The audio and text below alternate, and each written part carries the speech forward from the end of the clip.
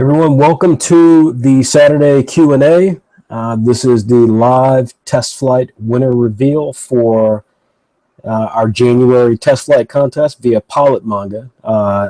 We're just now going live, so we're going to probably have about a minute or two of just kind of getting up to speed as people come online, as we expect several viewers. So just give us a moment. I'm sure people will be starting joining in here very shortly. My name is Frederick Jones, and I will go through some important information here shortly. So just give us a few minutes as we get started.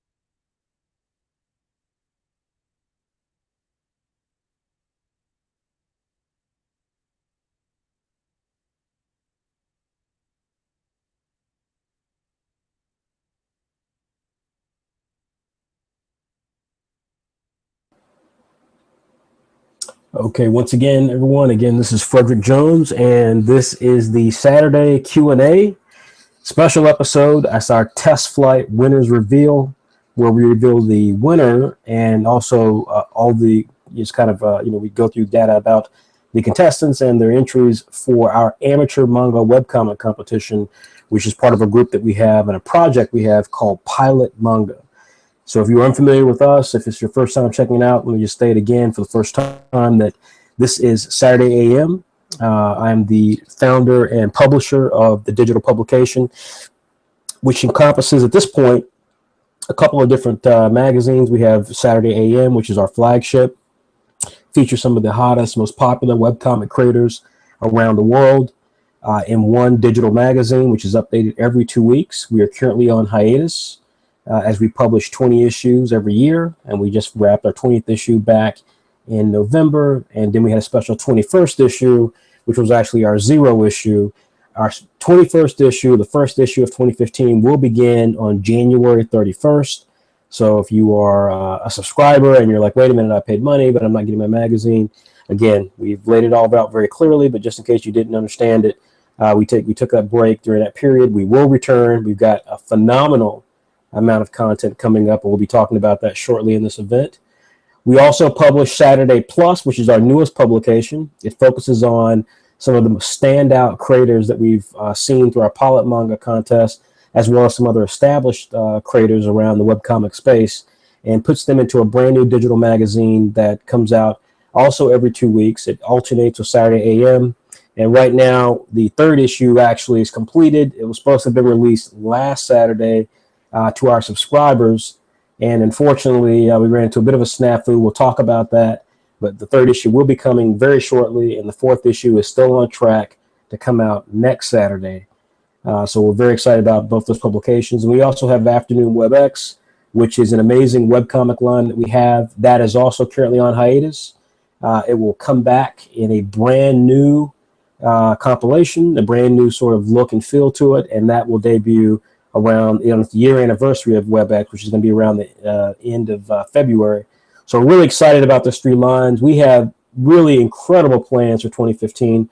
We're going to share just a small bit of some of those pieces tonight as we do what we do, which is to discuss the contestants for this test flight, which was for January.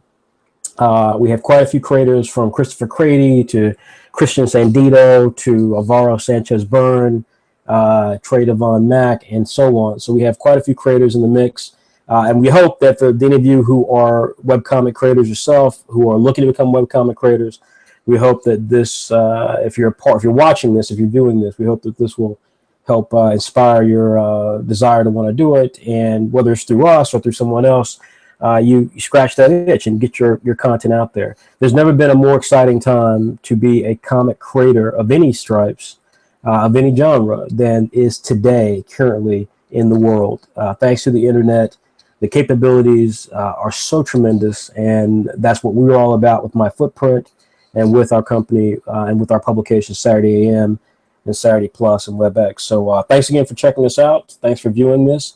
As those of you who have been a part of Saturday Q&A and Saturday AM for a while now know that we're a very small group. We are working always to try to improve, but we are a very small group, and so it takes us a bit of time to get everything up to snuff in terms of looking complete and fancy. We will be approaching that level with our YouTube videos this year. We're hopefully we're going to be making some announcements soon about some talented folks who will be coming aboard the Saturday AM team. But we're really excited about where we are currently with Saturday AM, and we expect to get more talent in to help us take it to the next level in 2015. And that, of course, includes you as well, whether you are a creator who wants to participate with us via our pilot manga program, or you are just a fan of webcomics and the potential of webcomics, and you are supporting what we're trying to do in our own little way. We've got a big plans for 2015, so I can't tell you enough about how excited we are. And again, that is due in a large part to you and your support. So thank you. So that being said, of course, again, our special effects, our production budget is virtually zero. So we're going to try to involve with this video some imagery from the contestants who submitted things in. But again, it's not, I can't promise that it's the easiest scenario. So we're going to take just another slight break. I'm going to just see, we do have comments from some of the other existing creators within the Saturday AM universe, but what we're going to do is see if any of those guys are able to join. So give me one moment, and we'll just take one more slight break, and then we will proceed from here. All right, thanks.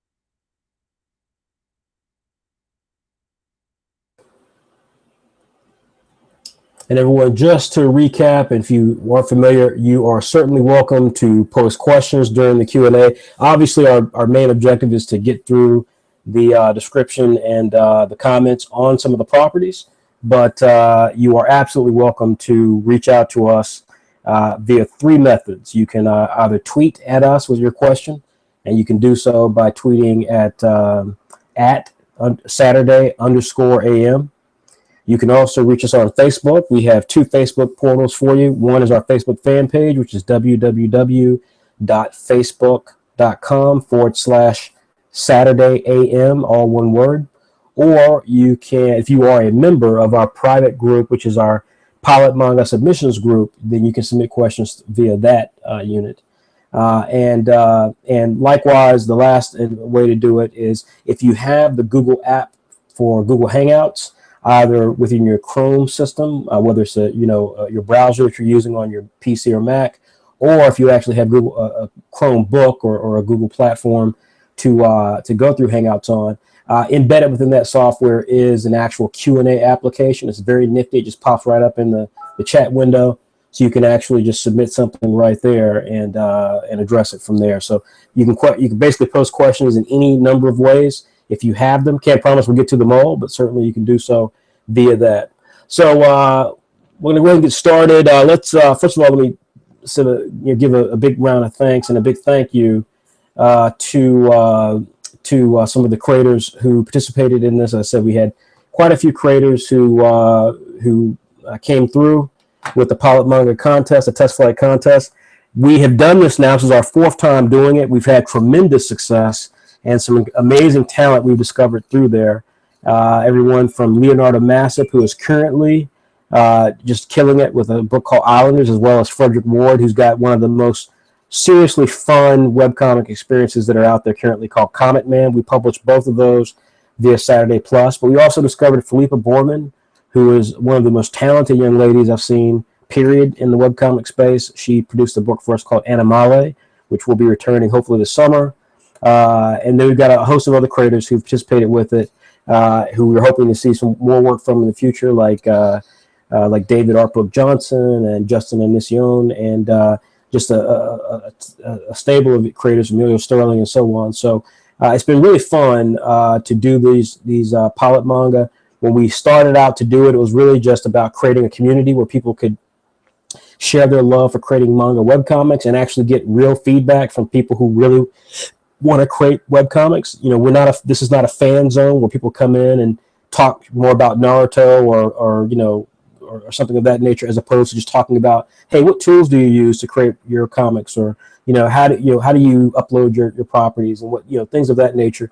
How do you advance from one story idea to the next? We wanted to have that type of discussion, so we created this group. We set it as a private group so we could cut out some of the people who maybe just aren't interested in that sort of stuff. And to our amazement, it rapidly grew. We have well over 700 people who've attempted to get in.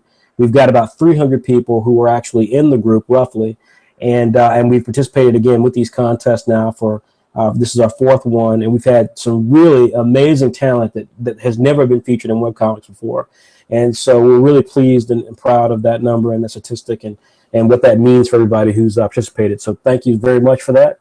Let's delve in. As I said, some of the creators who could not be here tonight did post some comments regarding some of the properties. So as I said before, what we're going to try to do here is see if we can't do a mild screen share and via that process share with you some of the artwork as we run through the document. So I can't promise this will be smooth. In fact, I can't promise this won't crash our little party here. But that is the basic idea, and we definitely want to try to get some of the artwork out there. We will have the artwork as well out on our pilot manga page. So hopefully you're viewing this on www.saturday-am.com /pilot-manga. If you are doing that, then I can promise you that we will have some things there that you can check out in the next couple of hours, if not day, and have a chance to see some of the great content that these guys have submitted, because some of the stuff is beautiful. And of course, quite a lot of this content will appear on the website in its full version with some enhancements by us relatively soon. So with that being said, we're going to jump right in here. Give me a moment as we pull up some statistics here. It looks like I think someone has joined us. Let me see who's in there. Now we got Will. So Will's here. Will Cullen, who creates Bully Eater with Raven Brown, the creator of Bully Eater. He helps write it. He's also doing some great blog entries for us and things of that nature. So, Will, you have some of your notes available, Will? Yep, sure do. Okay, great. So then what we're going to do is I'm going to first just pull up some stuff here. So just bear with me a moment, and then I'll give you the property, and we'll go into that, and I'll read some of the other comments as well before giving my own. But I'll let you start off once we get to that property. So bear with me, and we'll get started here in just a moment. Sounds good. Hello, everyone. Okay.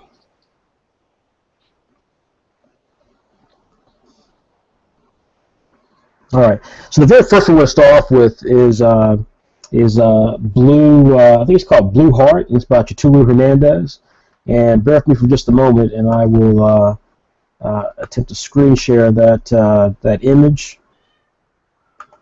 And it's not, obviously, this is just one of the images that was featured. There are several images that are in the group, so please don't take that as being the only thing that's there.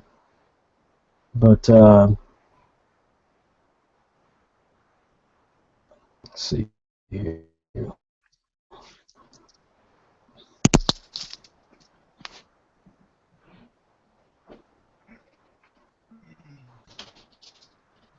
There we go. Took quite a while though. All right, like I said, we're gonna attempt to screen share. I'm not convinced this is gonna go smoothly, but we'll see. We'll try it. Let's see.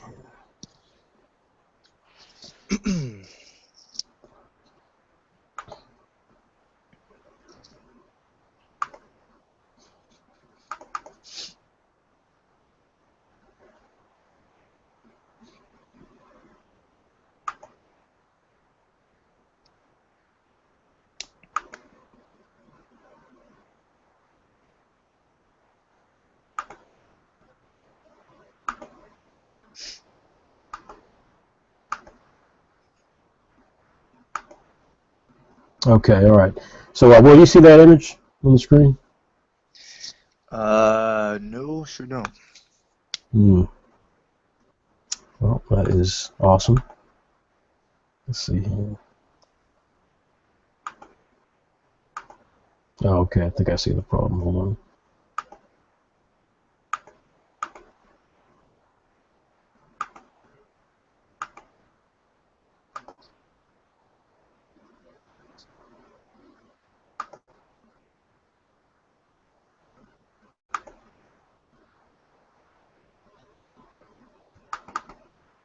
Oh, crap.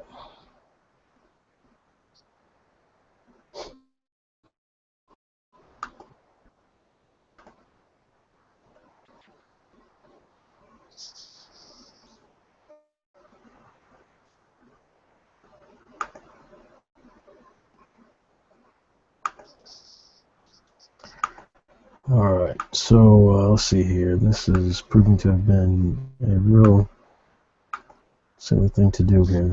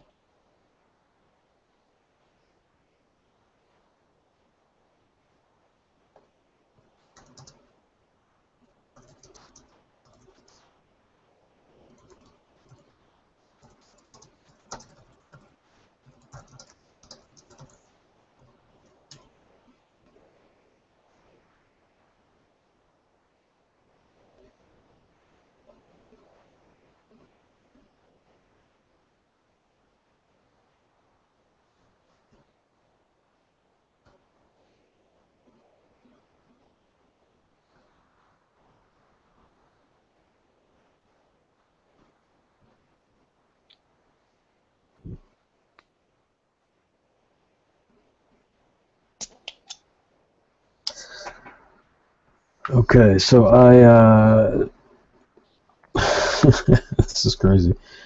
I minimized the window, and now the window's missing. So I'm actually embarrassed to even admit that, but that's the situation. So let's see here. Can you hear me, Will? Yeah, I got you. No judgment, no judgment. No judgment. Seriously, that is the power of technology when you don't have the budget for that stuff. Hey, But I it's all have good. minimized the window, and the window is, and then I can't. There we go. Wow, that is truly embarrassing. All right, well let's. Like I said, and then you said you never saw it. No, You never once saw the thing. Truly sad. Let's see here. Let me just see if I can pull that thing out. I can pull it up on my end, I believe, if you'd like. That would be great. But I think I can. I think I actually have it now. Do you see it now? Nah, Still not seeing it. no, I don't see it. All right. And I take it from, yeah, I don't see any questions, so I'm assuming that no one else sees it. So then, yes, why don't we do this? Why don't you, if you can share from, from the Dropbox account, that'd be great. No problem. All right. See, make sure I'm not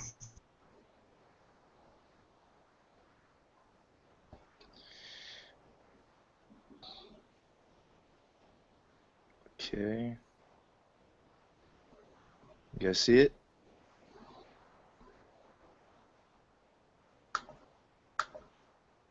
I'm not seeing it right now. Okay. 1 second.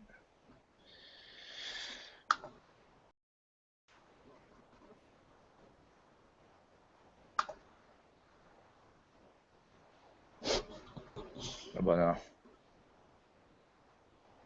It's truly awesome. This is easily the best one we've ever done.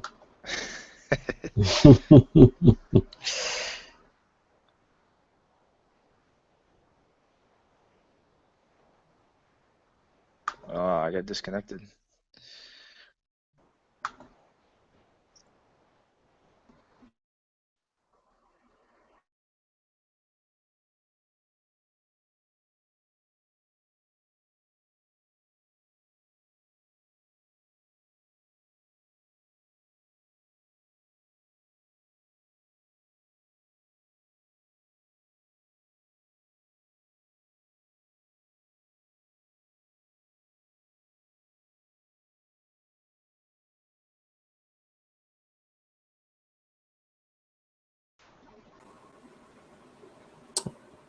All right, so I assume we lost some people. There we go. Will, so would you fall off, Will? You there, Will? Yeah, I got disconnected. Sorry about that. This is awesome. All right, I'll tell you what, because this is gonna take forever, and I prefer not to do that. Why don't we just jump in? Why don't you just give some comments on what you have for Cthulhu? And as I said before, we will post these comments into the document when we get a chance. Okay, so what I loved about Yeah. Cthulhu Hernandez is And let's say the name of it was called Blue piece, Vest. The name of it is Blue Vest, and I'm actually posting the Blue Vest. image on the Facebook fan page. So go ahead. All right, now what I liked about this was that it reminded me of the Guyver. I'm not sure if some of our younger readership are familiar with the Guyver, but it's like a biomechanical alien suit that a young man gets a hold of, and it has that feel to it. So, but it differs, and where it differs at, it's more of where Cthulhu's differs at is more of a shonen piece, and what stands out the most to me is how crisp his fight paneling is, and that it's all done in pencil. It doesn't seem to be digital in any way, except for the fact that it's digitized. Right. It's in Spanish as well, so right. And for it to be in Spanish, it reads very, very well for anybody who's bilingual and it can read both in English and Spanish. So I really had a good time checking through this particular entry. The characters, they fit extremely well into that mold of a shonen. But one of the things that I didn't like, in not just for this entry, but practically, I want to say about 95% of the entries that we had, this one, so Cthulhu's not exempt, but he definitely falls into this problem as well, is that with the shonen, the characters, especially the protagonist characters, fit into a certain cookie cutter type mold. So I highly advise that everyone listening right now, for their next entry and going forward, that they really take a microscope to their characters, the main ones, and even the supporting characters as well. Yeah. So. Okay. Yeah. Well, thank you. That was and so we'll talk about that in a minute. I'll certainly get my thoughts on that. Let me read real quickly on Drea Voros' comments. She also submitted her thoughts on it. She said, first of all, since all the text, Drea Voros, by the way, is the creator of Saigami, which is one of the most popular manga series. She indicated that since all the text was written in Spanish, she couldn't really, write about the story or the characters as much as she'd like to. So she's really going to focus it on the artistic side, and she indicated that it's really good in that respect. The character designs are really well done. She loved all the details. There were some really cool robot designs she felt. So the pages also had a really interesting fight scene with nice dynamics. So she echoed exactly what you were talking about, Will. And she liked the shading with the marker. Hats up for doing all this traditionally, given that we obviously are in the digital world right now. She felt a few adjustments, however, after the scanner could boost the quality of the artwork a bit.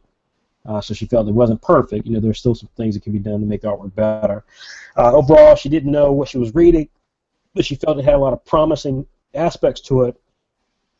And from her read of it, just from her visual read of it, she felt it was very exciting, kind of sci-fi for kids, is what she thought. She said, based on the cover, she wonders if it would be kind of like a kid version of like a Pokemon, Digimon sort of thing, except it's robots or something of that nature. So that was her read on it. But she was extremely. She praised it a great deal. She thought it was very interesting with some of the stuff that was there. Likewise, let me see here.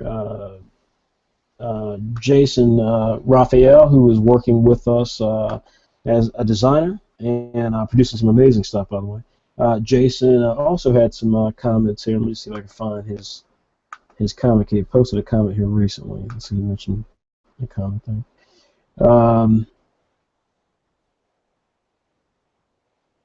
Okay. So Ian was saying that they could actually see the artwork on screen when I posted it. So I'll try it again to see if it's there. To try to see if we can do that, because I agree. I think it would be better that way. Yeah, as far as my thoughts on it, let me just give my thoughts. So first things first, Chitulu Hernandez is actually working with us on. He's actually working with us on something else. He submitted a property earlier that he worked on called I think it's G Arms or G Soul. It was basically tattoo. It was like tattooed characters. So it was like these people could battle one another with the power of selecting tattoos or charms or totems or things of that nature. Very much think that concept was stronger. I did translate the work here, and again, unfortunately, when you translate it, so this is one thing I would say that for those of you who are bilingual, please submit your stuff in English, because this would be something that would make it difficult. And as Andrea indicated, which Andrea, by the way, English is not her first language either, but English is kind of that universal language, and however that may come across, that's the reality. And so the problem is that when I put it through Google Translate, it just didn't come out very well, so I couldn't really say exactly what the concept was, and obviously Will speaks Spanish, so he could tell. But that really took away from me some of the energy. Now, I'll say up front that I felt the character designs were actually his weakest point. I did not like the character designs in Blue Heart. When you compare them to the pumpkin-headed character and some of the other characters that he delivered in his first pilot manga entry, which was the G-Arms, G-Soul thing, with a really interesting concept, I just felt that, again, this sort of concept with the Guyver/Pokemon aspect with robots just didn't appeal to me. It seemed kind of... it seemed too cookie cutter. I also didn't think the name was very cool. I'm not a big fan of G-Souls or G-Arms, but we've talked enough about in pilot manga the fact that when you're an amateur, there are a couple of things that you can control that will dictate the ability for your work to be seen. The first thing, of course, is creating a really solid looking piece, and that means taking care about how you put your lettering into the work. If you've got really horrible lettering, it doesn't matter how good your artwork is, it's going to detract from the quality of the page. So you want to make sure that your pages look great. The second, and obviously, if you're a fantastic artist, that's a huge piece of the win as well. But the reality is that people are in the world of the web, which is so just turbulent, to use a water metaphor, so turbulent. There's so many things happening, so many different eye candy that you can look at any given moment. When that's the reality of competition that you have as an independent creator, the one thing that you can do is give people a name that really stays in their mind. And the more generic you get, the least you can accept, the least you're going to be able to rely on that as a possibility of being able to have a register within people's minds. One of the titles that we have, of course, is Apple Black, which we'll be talking about the tank that we just released for Apple Black. But that's our most popular work. It's exceptional on all levels, fantastic artwork, fantastic production designs by White Manga, great story by White Manga. But but at the top of the list with that, I think, is the fact that it's called Apple Black. It sounds very Japanese. It's also got a really cool just name. It's very alliterative. And yet you look at all of that collectively, and it's easy to remember. There's nothing else like it on the market.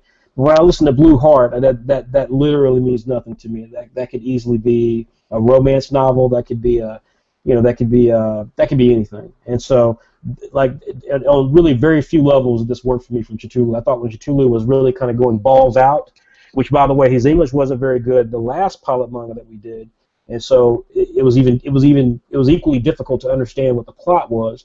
But I got enough about the plot in terms of the concept with the tattoos that you can trigger, that they can come alive and fight for you. And I thought, man, that is brilliant. That's unique. That's totally different.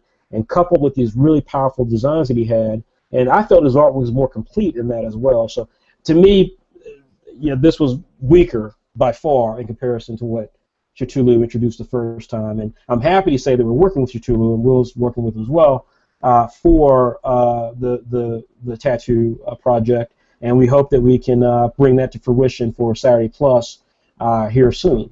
But for me, this was not one of his stronger works, and it's not something that I would pursue for Saturday.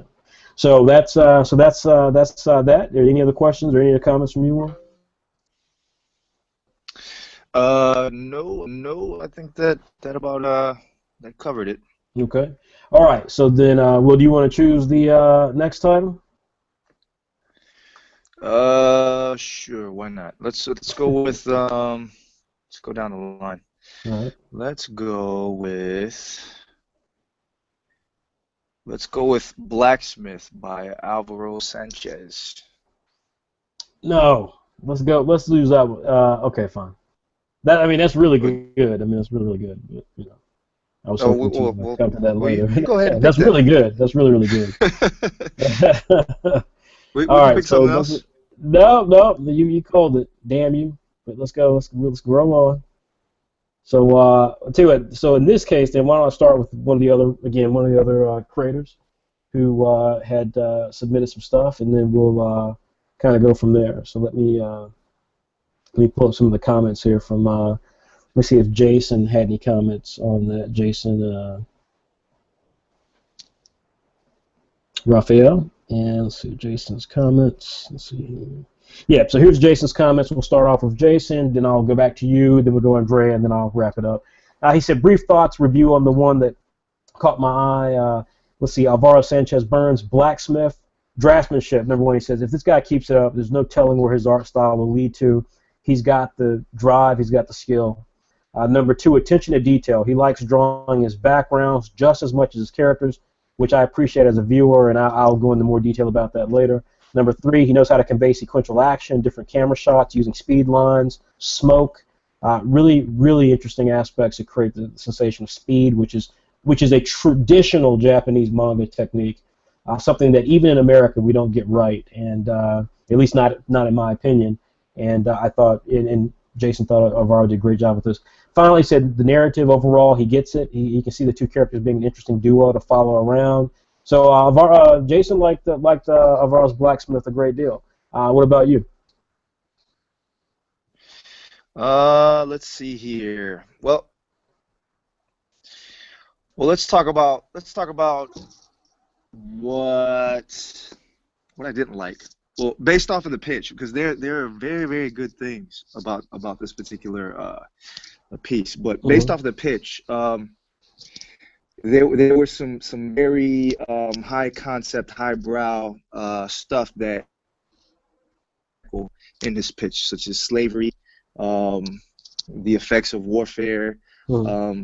These things can be particularly hit or miss. Yeah. Depending on the tonality of the type of story that he has. Right. So based off of his particular writing style within the paneling that was shown to me, he probably needs to do a little bit of research in those subjects, particularly with history and slavery, if he wants to, I think, make much more of an impact in terms of his writing. So that's something to pay attention to. I didn't really get a semblance of a voice for this poker face character past his visual aesthetic, and that has to do more with the writing. But I thought that character was probably the most well put together, design wise, from probably the majority of the test flights that we had. Um, so I'm jumping a little bit. Let's see. Uh, the writing was a little too expository. I felt like there was just, he wanted to tell a story, but he wanted us to jump into the scene, and with us jumping into it, there were just so many different angles to come from, but he chose to go from the father route, with this person knowing the protagonist is father. So I think it could have been retouched a little bit in the writing department. Right. I definitely highly recommend, not just for him, but for everybody who is an artist first and then a writer second, to take a look at some creative writing textbooks, try their hand at a couple of short stories, and really dig in, because writing is as much of a craft as art is. So Yeah. one thing I did like, because Hmm. his art is so phenomenal. It really reminded me of Kishimoto of Naruto a lot, Hmm. a Hmm. lot, and it screams Naruto, which is not a bad thing. Uh, Again, that poker face character was phenomenal, and he's very talented in the art department. Like, my hat's off to him. He's pretty good. It's an interesting pitch. I could see, from a writing perspective, based off of the things that he has going for him. There's a lot of moving pieces, but if he nails it down correctly, this story, while it looks like a shonen, could become something that's very dark and philosophically driven. So Hmm. he can turn it into something fantastic if he puts his mind to it, I feel like. Right. But I think that one of the major takeaways from him is, while Kishimoto is a fantastic person to emulate, because we can see it in his art. Hmm. A lot of our test flight pilots, we need to really drive home the fact that there is a, we need to delineate that dividing line between and paying homage. Hmm. So that's what I got. Okay. All right. And let's go to Andrea Voros, who is the creator again of Saigami. Her comment was, she said, story. Some part of it was a bit foggy for me. She said, I wish we could have some more info about Blacksmith. It wasn't clear to me whether it's a city or a country or an organization or something else. And the importance of Zampa in this sort of rebellion. She said those things didn't really give a lot of. She didn't really sense that there was that stuff made sense. She said the manga pages didn't give us too much info about the story as well, and thus she said it didn't feel relevant. Characters. She says your designs have a really unique feeling. She says I can see the influence from Naruto, yet you have your own style in it as well. Poker Face creeped me out a lot, but I have a thing against clowns, so it's my only thing. We only got some brief look at the characters' personalities, but that gave some interesting starting shots of them in terms of what you could take away from the segment that Burrow submitted.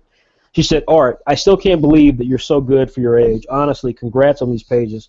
I loved how you filled every inch with details or textures, and your shots and movements are really good as well. I seriously can't wait to see your artwork in a few years. I bet you'll be one wicked artist. And so that is Andrea's comments. So my comments, first of all, I agree with what everybody said. I mean, uh, artistically, this is easily one of the best things submitted. And I think it's important to give some context. So Alvaro, first of all, is very young. Alvaro is very young, and which is both a good and bad thing. Let me say first of all. So if we were to award this to Alvaro tonight, that'd be the first concern I'd have. Is we in the past when we've dealt with young people who are under the age of hell, under the age of 21 even, uh, it's very easy to see the level of kind of distraction and immaturity that, even if they sound mature, creeps into both the work and the work effort. And so these are a concern, obviously. But that being said, Oh, I'm sorry. One other thing too is that Alvaro had submitted a piece once before, and I was trying to look it up the other day because the name kind of was there, but it wasn't really on the document, so I couldn't remember the name exactly. But I remember it had some really crude jokes and stuff, and so it wasn't. It seemed very immature. But the one thing that you took from that original submission that Alvaro did was his artwork. Now, it was nowhere near the quality of the artwork we see within this piece. But what was fascinating about the artwork was that it did have a sense of detail. That was the one thing that we talked about over and over again, was how Alvaro, for someone so young, had a real commitment to detail. As someone who's worked with creative folks for over 20 years, I can tell you that people doing the things that are not sexy is the hardest thing to both get a creative person to do, and as a creative person, it's the hardest thing to actually fall in love with. It's like, there are two things you can count on an artist that either gets really busy or just is really bored with creating stuff. Two things you can expect them to fudge on. One is backgrounds, and the second thing is hands and feet. If they can hide a pair of hands, they will hide a pair of hands. They can hide some feet, they'll hide some feet. They'll make everybody wear boots, whether they're a civilian or a superhero. They'll do whatever it takes to make sure that they don't have to draw a hand or a foot. And that's when they're just either, like I said, either tired, lazy, bored, whatever you want it to be. So the fact that Alvaro, at age 15, seems completely committed to this is astonishing. It's lovely. It's really awesome. I agree with everyone else's comments as well. This is one of the more inane stories that's in the group, and that was what was frustrating with this.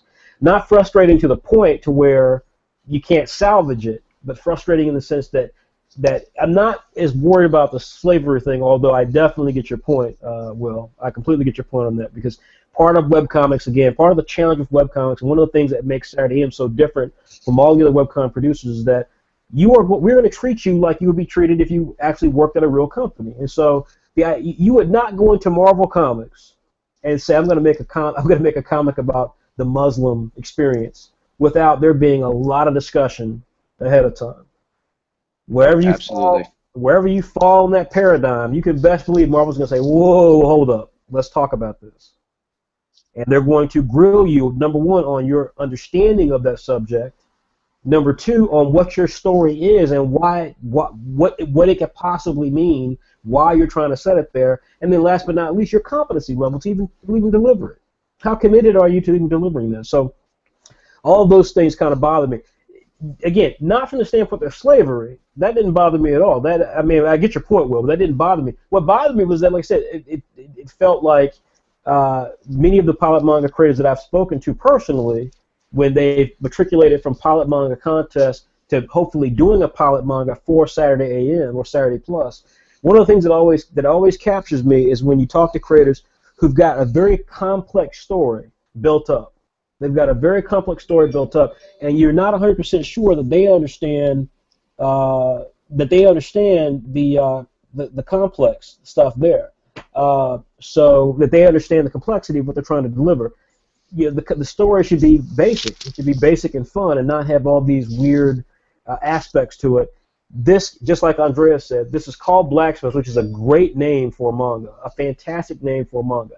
He's got a supporting character who is easily one of the most dynamic supporting characters I've ever seen in a manga webcomic, including Apple Black, Bully Eater, so on and so forth. Poker Face, that's a fantastic character. Just visually, that's an awesome character.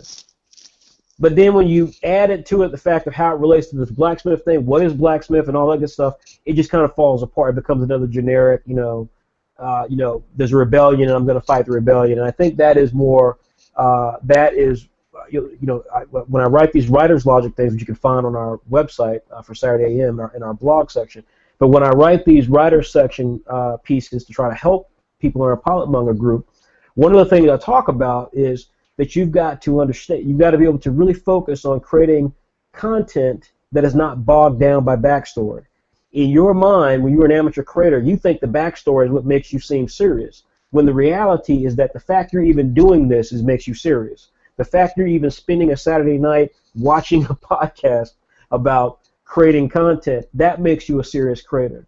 The fact that you actually commit to producing 5 pages or 10 pages or whatever on a regular basis makes you a serious creator. trying to tackle tough themes that you may not have the ability at this stage of your life to really understand does not make you a serious creator. I'd rather read a series that features a character named Poker Face and another character named Zappo and features some really awesome action sequences and really cool, character interplay. I'd much rather read that, regardless of what the backstory is, than to read something that involves, this other stuff that I'm not sure really has a serious merit to it. Now, let's say as well that part of that and part of the frustration I think that may be there for that could also just come that Alvaro didn't put together a great presentation for it. So the document that talked about that was very sparse, right? It kind of touched on these themes, but touched on them in a very small way. So bottom line, Blacksmith artistically, easily one of the best series in the bunch. Story-wise, while not atrocious by any stretch of the imagination, you could tell there's some ideas here that are kind of bouncing around that aren't really formed yet. And but still, one of the strongest entries. I would very much love to see more about these characters. I want to learn more about these characters. But I like this a great deal, despite all my criticisms. So any other comments, Will? No, I think you nailed it on the head there. I try to, Will. I try to nail it. All right, so let's get to a third one. Then we'll take a quick break. Let everybody stop and get some cocoa juice or whatever they're drinking. I'm gonna pull this next one in, Will, because I don't trust you. We're gonna do Changemeyer McClamp. Did you see Changemeyer McClamp's piece?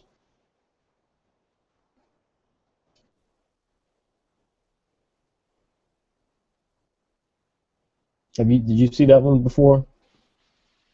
I lost you there for a moment. Changemeyer McClamp. Did you see that one? Yeah. Okay, so you got a comment on that one because I'm trying to check everyone else's comments. But if you got a comment on that, feel free to jump in on it. Sounds good. Give me 1 second. No problem. All right, let me pull it up. Okay, so I remember this one because this one, this is a straight up. His is called Campione and Campione, and I'm not sure how to pronounce that in French, but it sounds French. Based off of the main character.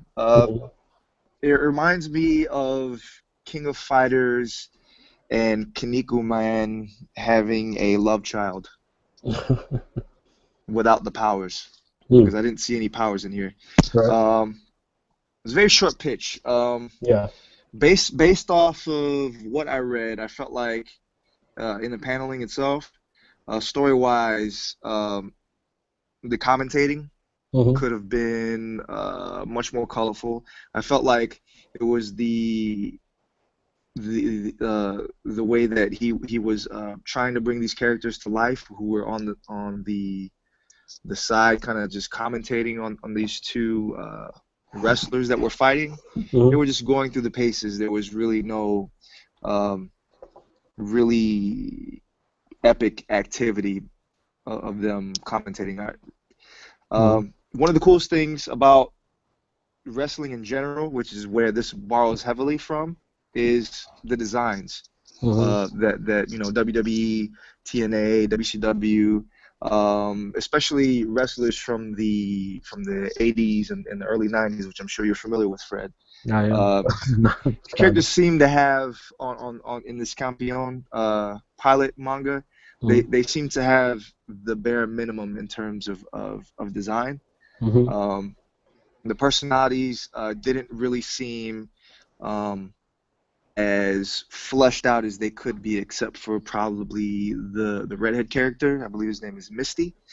One thing, and this is more of a personal thing, but for me, but I would love to see powers in this. Like there was no powers. Like this is for all intent and purpose just a wrestling manga. I felt it needed another hook. It could have bled in. That hook probably could have bled into the characters a little bit. But one of the things I noticed in the pitch was he mentioned that if wrestling was real.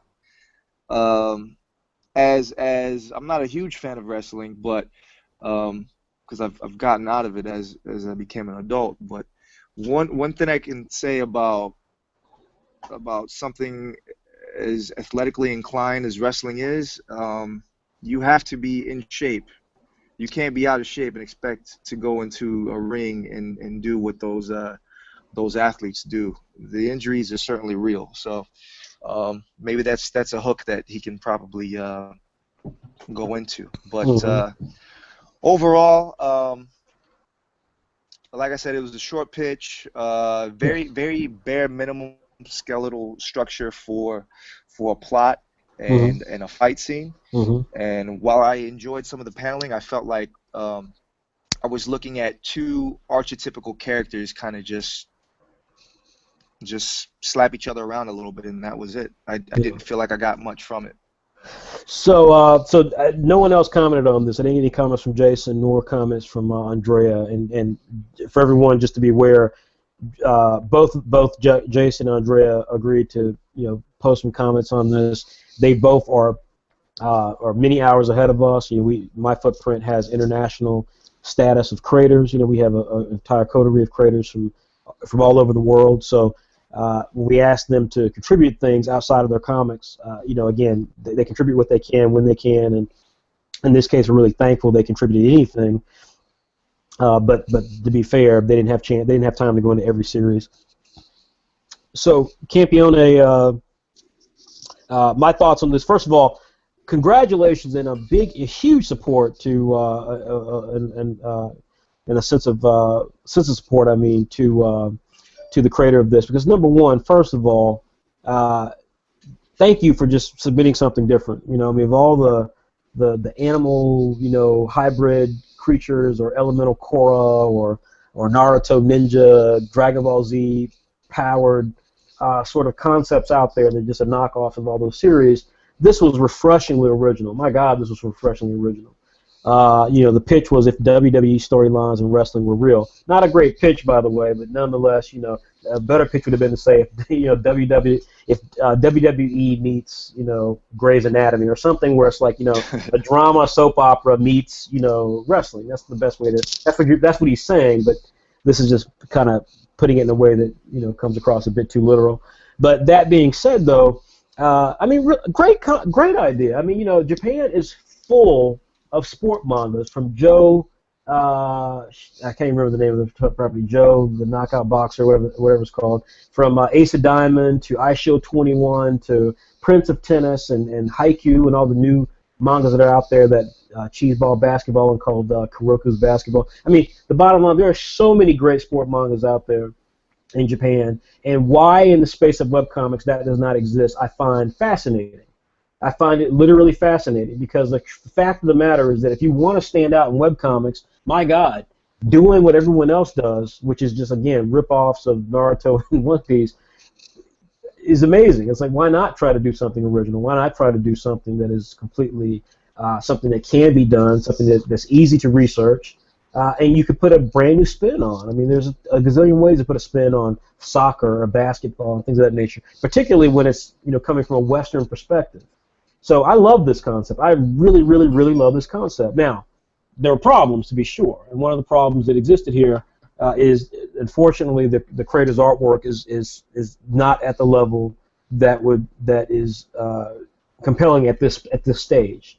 It's a bit simplistic. There are pieces of it that perspectives are a bit off, and there's some things that just you lose attention when you're talking about wrestling. You lose attention when things are still when you're at this level of amateur art. Even though, to his credit, the creator's credit, every panel I could tell what's going on, and even where moments of action are shifting, right where a character is picking himself up on the side of the ring and throwing a kick. All of those moments are done well, or not done. I mean, are done in a way in which what's happening. So I love this pitch. I wish this pitch had better art, because I think that there's a real ability here for this to be successful. Let me also say it's one of the best covers that I've seen in the group. He took the cover. He's basically, I mean, you already can tell from the cover what this is about. You might not know that. I mean, it's wrestling, obviously, but but the fact of the character is he photoshopped in the backgrounds. I love the name Campione. I mean, this is what a good pitch should be like. This is what a good presentation should be like. And so I really liked. I thought this was really fun. Like I said, I wish that this had better art in it. And we'll talk as well about this down at the end of this. But this is one of those things where I would say, perhaps instead of trying to write and draw this, write it. Find an art. There are so many artists in their webcomics. Find an artist who really delivers this sort of action, and then put your words with it and create something that could be a masterpiece. But I really liked this actually a great deal. I was thoroughly into this. I thought this was great. Shout outs to the authenticity of the actual moves in there. Yes. Like I knew exactly what he was doing when he did that swanton bomb from off the top rope. Mm-hmm. We know what's going on when he pinned him, or he got out the way, or he hit him with a chop or a kick. It was pretty cool. All right, so it's 7:57. We're gonna take a quick break. Remember, we're gonna try to wrap this up at 9. I fear we may not, but then again, we're gonna try to. So, and I know Will's got to be somewhere, so we're gonna certainly try to power through these as quickly as possible. But we are gonna take some breaks, though. We have to take some breaks. So first things first. Let's take a quick break and let's make sure that we just do kind of one of those station identification things and make sure we, let everybody know what this is. And you are witnessing Saturday Q&A. We want to thank you for viewing this. This is again, this is the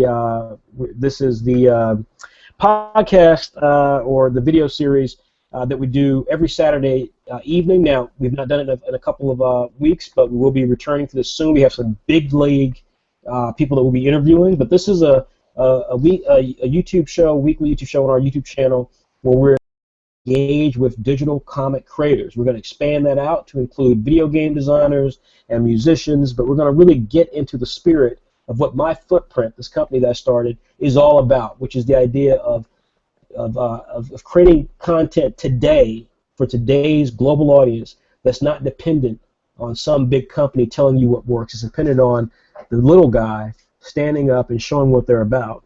And that means people who have different ethnicities, people of different genders, people of different sexual orientations, people of different nationalities.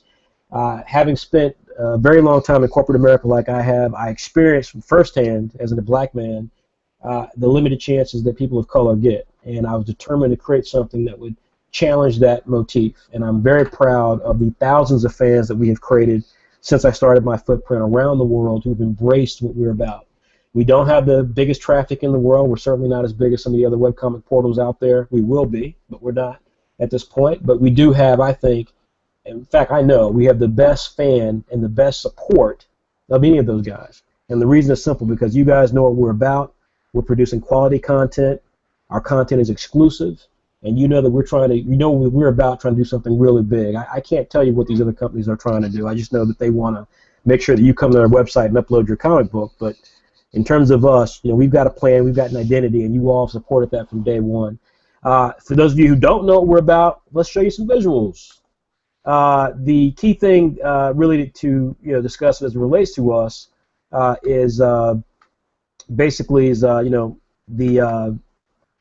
we publish these titles I indicated. The one thing I would say is that the biggest thing that we've done this year is take our #1 selling title, which is called Apple Black, and turn it into an actual graphic novel. So we collected the entire first story, collected into a graphic novel, and you can see in this image here the power of that graphic novel. The very first Saturday Tanks, which is what we call our collection of content, Saturday Tanks, the very first one, and you can see that it features, it's over 200 pages of content from White Manga himself, and here it is, the book. You can see it sitting alongside of other titles from other manga producers, Bakuman, Blue Exorcist, Naruto, Bleach, and Apple Black square in the middle, and it looks damn sexy. That is one hell of a good-looking book right there.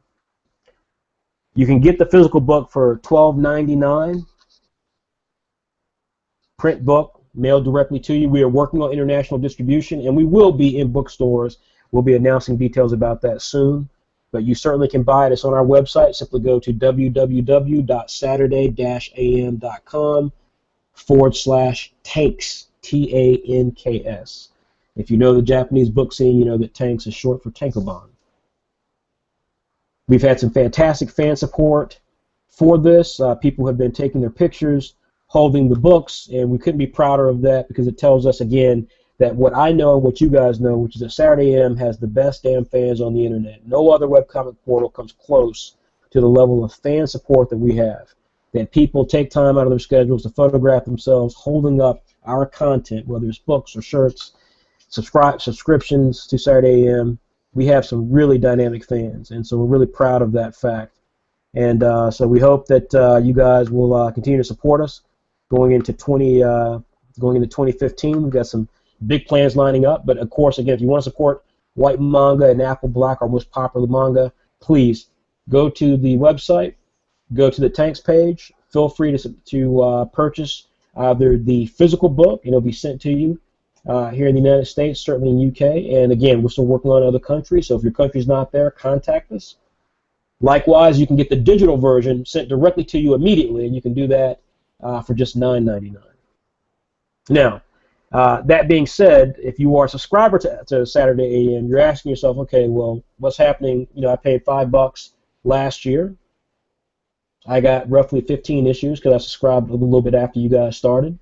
So I got 15 issues. I got 5 more to go because your subscription for us means you're going to get 20 issues of content from Saturday AM.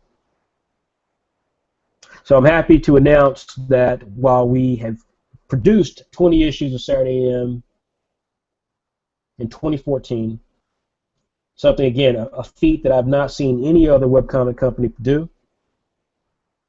20 issues, which you can still buy, by the way. You can buy back issues just $1.99 per issue. Each issue is upwards of 100 pages of exclusive content you can't get anywhere else. Creators who are huge around the world, like Andrea Boros from Saigami. We were the first to debut Mikhail Dingle, who has Metallica Lux Nova. Apple Black, Bully Eater by Raven Brown, one of our co-creators, one of our co-founders, as well as Will Cohen, who's here on the call. Comatose by our man Wally Wynn, who does most of our design work. You can still buy every single one of these individual issues right now, either $1.99 per issue or the season pack, which collects 5 issues at a time. So think of it as a trade paperback, a digital version of all these contents. You can get all that content for just $5. $5 per season pack. So that basically makes each issue just 99 cents. So you can pay $1.99 or you can pay $5 and get 5 issues, reducing your cost by 50%.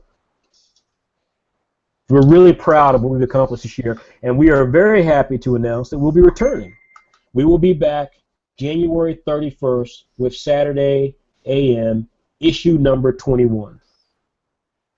Now, those of you who subscribe to us receive this cover, and which is issue number 0, which featured content from David Yoon, who does Afternoon WebX's Spoon, one of our top webcomics. It also featured work from Leonardo Massip, who's one of the creators who we discovered via the Pilot Manga Test Flight Contest a couple of months back. He's working on what is easily one of our most exciting future titles. I think it could rival Apple Black. It's called Islanders. It's huge. It's fantastic. And it's featured in Saturday Plus. There was also, on the cover here, you can see we also had some stuff there. We had Andrea Boros' Saigami had a nice Christmas story. Comic Man had some great material, and just so on from there. So really excited about the stuff that we did for our readers. This was not part of the 20 issues. We did this for free for our subscribers only. Featured a fantastic interview with Rafer Roberts, a fantastic independent and webcomic creator. So if you have not subscribed to Saturday AM, we do cool stuff like this. Subscribe. It's just $5 a year for 20 issues. And we will return January 31st with our 21st issue. So for those of you who still are subscribers, you'll be getting new content in starting the 31st of January. And let me tell you something. The cover is extraordinary. And I'm going to show that cover, show the early parts of that cover soon. We're also going to talk about the next tank that we're going to do, which is Saigami. And I'm also going to tell you about another part of the subscription that we're going to be doing and why that we're going to be doing another part of the subscription soon. It's going to blow your mind. It's fantastic, the new subscription that we're offering. It's not $5, but the content is awesome. So we'll be talking about that. But first, after we do that in another 30 minutes, let's go ahead and get back to the content. Will, did you happen to look at Ahmad's piece? Mod, you want to say it?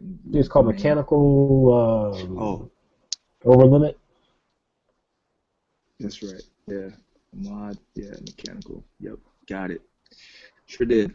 All right. Why don't you lead us off there, man? Just like, okay, sounds good. Let's see here. Find my notes for it.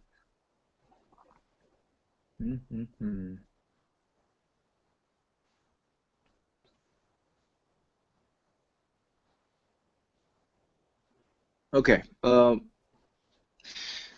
For a mod, let's see. From the little bit of action paneling that I saw from his flight, he's got a pretty good handle of continuity with his storyboarding, which I thought was pretty decent for his level of art. This story has the potential to kind of I could see it going in kind of like a fully coolly kind of wacky, irreverent story. Like I saw the potential for it in there. Based off of his paneling and the story as a whole, I felt like we didn't really see too much of how the mecha element came into play, which I would have loved to see how he actually incorporated it into his flight. The protagonist in the battle design was interesting. I think I came to my own conclusion about the pitch overall because of the fact that I couldn't make out the essence of what his premise was for this pitch. Like I didn't really know what he was getting at. I felt like the characters needed more nuance in the personality department. This is another one of those stories where it was, oh, well, we have to fit the shonen mold, so the protagonist is going to be a justice-filled youth who is 1, 2, 3 manga, you know? Right. So I was actually more interested in this young woman who's actually cleaning up after him. Yeah, he's a dirty little kid. So and then of course the other little kid who was laughing at the main character more so than the actual protagonist. They just popped out a little bit more to me. So it was a solid entry. Nonetheless, but there were some glaring issues. I don't know if you noticed this. Maybe this was just me, but did the main character's shirt change from paneling to paneling, or was it just that was just me? Did you notice that? I didn't get that involved with that piece of it. Okay, because I was studying it pretty hard. So you clearly were. That's a level of excellence in review that I clearly failed at because you went deep on that one. But nonetheless, you know, it was a solid entry, and like I said, I would have really loved to see more than just this basic skeletal mold, and that's what he has. He has definitely the potential to improve upon this entry. Okay. All right, so Andrea has, I'll read her stuff real quickly. She said, as far as story goes, searching for something across the globe is always a good plot for a story. I totally agree with that. Searching for mechanical parts feels kind of new. Though on the other hand, she said it's kind of hard to believe that these things can't be reproduced in an age where teleportation can be possible. And I'll talk more about this for people who don't understand her comment. So maybe that could need some more thoughts behind it. As for the pages, we didn't get a complete scene, much like Will said. Since the pages that were submitted seemed like they're from different parts of the story, it was hard to tell what was going on. The character, she said, the main character is as simple but well-reasoned. However, the villain feels a bit off for me. His goal is to kill Maku, who's the main character. Surely would make him a bad guy enough, but based on the plot, there are a bunch of other inventors looking for the parts as well. So it just seemed kind of like, it just seemed a little odd and didn't really seem quite realistic. And then she says, the art, the design for the character is okay. She liked Maku's look with those robotic arms, but the pages were a bit messy. She says you still need to study perspective a bit more to be able to draw solid backgrounds, and some adjustment on the pages after scanning could help boost the quality as well. So again, Andrea's talking about quality of your pages and how just scanning them, there's still stuff you can do, basically what we call post-production, to improve the overall look and feel of your work. And this is something that we actually talk a lot about with the creators who actually do submit, who actually are producing stuff for My Footprint. My comment on Mechanical Overlimit is really simple. I thought, first of all, hats off to Ahmad. I felt that Ahmad delivered a really unique idea. It's not perfect by any stretch of the imagination. In fact, it's quite derivative, right? That, I'm old enough to be able to say this is basically Dexter's Laboratory, right? This is essentially Dexter's Laboratory, but with a manga feel to it. That being said, again, yeah, there's some parts of it that are really cool. I mean, first of all, I love the fact that Maku, the main character, that he describes him as a bit insane. I mean, this is really his sister's in the mix because she has to essentially take care of him because he's so brilliant that he's basically absent-minded 90% of the time. So I thought those were all really cool things, because one of the challenges that creators have when creating webcomics is they have this challenge of thinking that they have to make the superhero like super, right? I mean, it's astonishing that in this day and age, well, it's not astonishing, but it's a great piece of ironic psychology that in today's times that Superman is less popular than Batman, precisely because most people think Superman is boring because he's so powerful. Most people, when they create their own content in webcomic or ebook format, they fall into the Superman trap. And I'm going to do a writer's logic about this in the future. They fall into this trap of where their ego tells them that the character has to be the coolest character ever. And what they fail to understand is that that is boring. No one wants to read your perception of cool. No one wants to read that. I want to read about a character who has problems. I want to read about a character who is not perfect, who's maybe too short, or maybe he's a little overweight, or maybe he wears glasses, or maybe she isn't successful with the boys, or maybe she's has horrible hair. I want to read about characters who have idiosyncrasies that make them interesting, because when you give a character and make them perfect, which many of the entries always have kind of perfect characters. They're the best fighters. They're the best martial artists. They've got the best weapons. Whatever. That's what kills that's what makes these things not work. Naruto is a great example of a character who was flawed. Only when Naruto, by the way, started becoming basically like a little uber god, did people start hating Naruto. The same fans who love Naruto started disliking Naruto. But that was some time later, and again, that's indicative of the fact that most people don't realize that what you love about characters are people who are different, people who have problems, people who are not perfect, people who you can identify with. You can't identify with perfect, beautiful people. If you can, you're not working with us.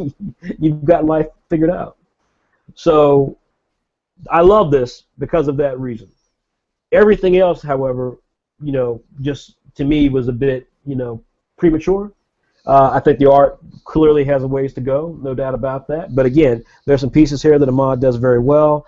The character design was interesting. I certainly loved the character design for the main character. I thought it was really cool with the mechanical arms, the boots. I thought it was a really neat piece. And the girl was really nice. Ahmad even does something I like artistically, where, like Alvaro, many of his panels and his individual illustrations have an attempt to put a lot of background in there, whether it's books on a bookshelf or whatever. So there are pieces here that are good. I would say, Ahmad, respectively, though, you've got some work to do artistically to make this something that can be understood. To Will's point, that's consistent from panel to panel, because that's another big problem. The lettering wasn't great. And then again, like I said, the plot just seems kind of like an afterthought. It was like something you kind of came up with. It's got some neat merits to it, but as Andrea pointed out, some of the motivations for like the villain didn't make any sense. And it just came across as a bit premature. Not enough thought has gone into it, not enough time from you artistically has gone into it, and as a result, it doesn't feel ready yet. But interesting idea, very interesting idea, and you're on the right track in some areas, and so I want to applaud you for that. Okay, so let's move on. Let's see if we can knock out two more. So, which one do you want to do next? You want to do a Yende Hall? Yeah, let's go for that one. Okay, I'll start with Andrea. I'll read Andrea's comments, and I think Jason also had a comment. and then we will go from there. So bear with me a moment. We'll just pull his thing up here. Man, some of these names are have a hard time pronouncing them. Yeah, well, I'm the same way, but you know. All right, so Yende Hall has a property called Explosion Joe, which I'm gonna tell you right now wins for me for the coolest damn name. That and Blacksmith, best names in the entire thing. Explosion Joe, love that name. Love that name. Go ahead, Yende. All right. So Andrea's comment for Yende. Nice superhero story concept that follows the well-known patterns. Actually, before we do that, let me just it's something we should be doing anyway, and I haven't done it, and I apologize to people. Let me read to you just a quick pitch and what this concept's about, and I do apologize for that. That's something that we normally do. Let's see here. Explosion Joe. Basically, the basic concept here is when Nick Jordan was a child, he admired his pilot grandfather. All he wanted to do was fly just like him. However, his grandfather was also working at an energy company committed to researching clean alternative energy. When the leader of the company had other plans for his air show, had other plans for his research, and his grandfather quit the job, took his research with him, and then was sabotaged and ultimately killed. The explosion that killed him, however, released a biochemical version on the airfield, which Nick, who ran out to the crash site, was exposed to the toxins. This is straight superhero stuff. His hair turns white. He gains the ability to create explosions from any point of his body. Since that day, Nick has been trying to live a normal life, but to no avail. To make matters worse, the energy company's leader finds out about Nick, sends a mercenary to capture him. Instead of capturing him, she recruits him to a group of individuals just like him, determined to fight evil. There you go. So he wants to avenge his father and becomes Explosion Joe. Now, lots of stuff wrong with that because, number one, that's not a pitch. That's an explanation. So all sorts of problems there. But let's get into Andrea's comments. Number one, nice superhero story concept that follows the well-known patterns. I like how you try to keep it simple. I like the idea of the main character joining in a group instead of acting alone as a lone avenger. You picked out a scene that granted you the opportunity to show Joe's abilities in action, but I wish we could have seen Nova as well, even if for only a panel. Nova is another character. The ending was absolutely perfect for such a short story. Hats up for that. Characters, they're generic superhero comic characters, but she said it's the same for the story, so they fit perfectly. Both the story and the characters are relatively generic. The two turnaround, the characters, the turnaround that you did for the characters, she felt seemed rushed and felt a little out of place in the submission, given how good everything else was. Didn't show the detail that it should have. She said your artwork is really cool, has some dynamic qualities to it. It fits your story very well. She especially liked that he didn't leave any space blank in the panels. If you could play a bit more with the low and high angles, it could boost the dynamic of your fight scenes, which would make it a lot cooler. So that was Andrea's comments. Let me hit Jason's comment real quickly, and then we can move on to your comment and then mine. Let's see here. Jason said really briefly, and hopefully yours will be brief as well, so we can. I want to knock out one more before 8:30. Yende, basically, Jason said, number one, has a promising art style. Keep at it. Number two, very professional paneling layouts, easy to read. Number three, the action scenes were interesting, and that was his 3 comments. Hit me with what you got there, Will. What do you think? The cliffhanger at the end was extremely well done. I like the cliffhanger ending. It's got a Marvel Shield kind of a feel to it, which is pretty interesting. I love the concept of Joe's power. It's pretty utilitarian and kind of reminds me of a lot of the powers that are represented in Marvel, especially within the X-Men. So I see a lot of interesting things that he can probably do with Joe's powers. I enjoyed the pacing of the fight. An improve that he can work with. The dialogue can be much tighter, and there's a lot of spelling things out for the audience or for the readership that I thought that he probably could have used his art to tell much better. And that's it. That's all I got. Yeah, so again, like I said, the horrible pitch because the pitch is not a full subnosis. That's not what a pitch is. Concept's great though. Concept's really great, and I actually like the concept a great deal. First of all, as a guy from the West, as somebody who grew up on DC and Marvel comics, loved it. In fact, obviously there are lots of concepts who have this basic idea. Human Bomb from DC Comics, part of the Freedom Fighters. I grew up loving him as a concept, and there are some other characters. There's a character DC also that's called Shrapnel, which is very similar to this. So love the power. It's something that's really unique.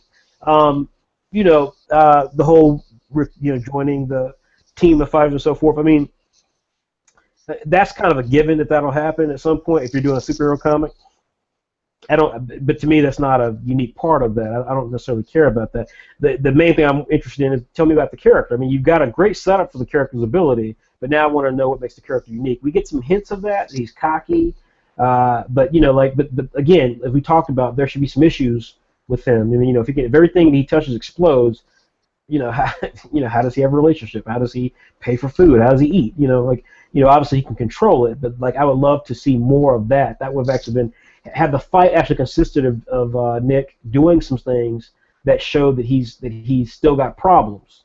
Maybe he gets flustered in the fight and he tries to he tries to pick himself up, and when he touches the wall behind him so he can pull himself up, it explodes and falls on top of him. Like little moments like that are what make drama and superhero actions really fun because it allows you to really dig in and offer unique ideas.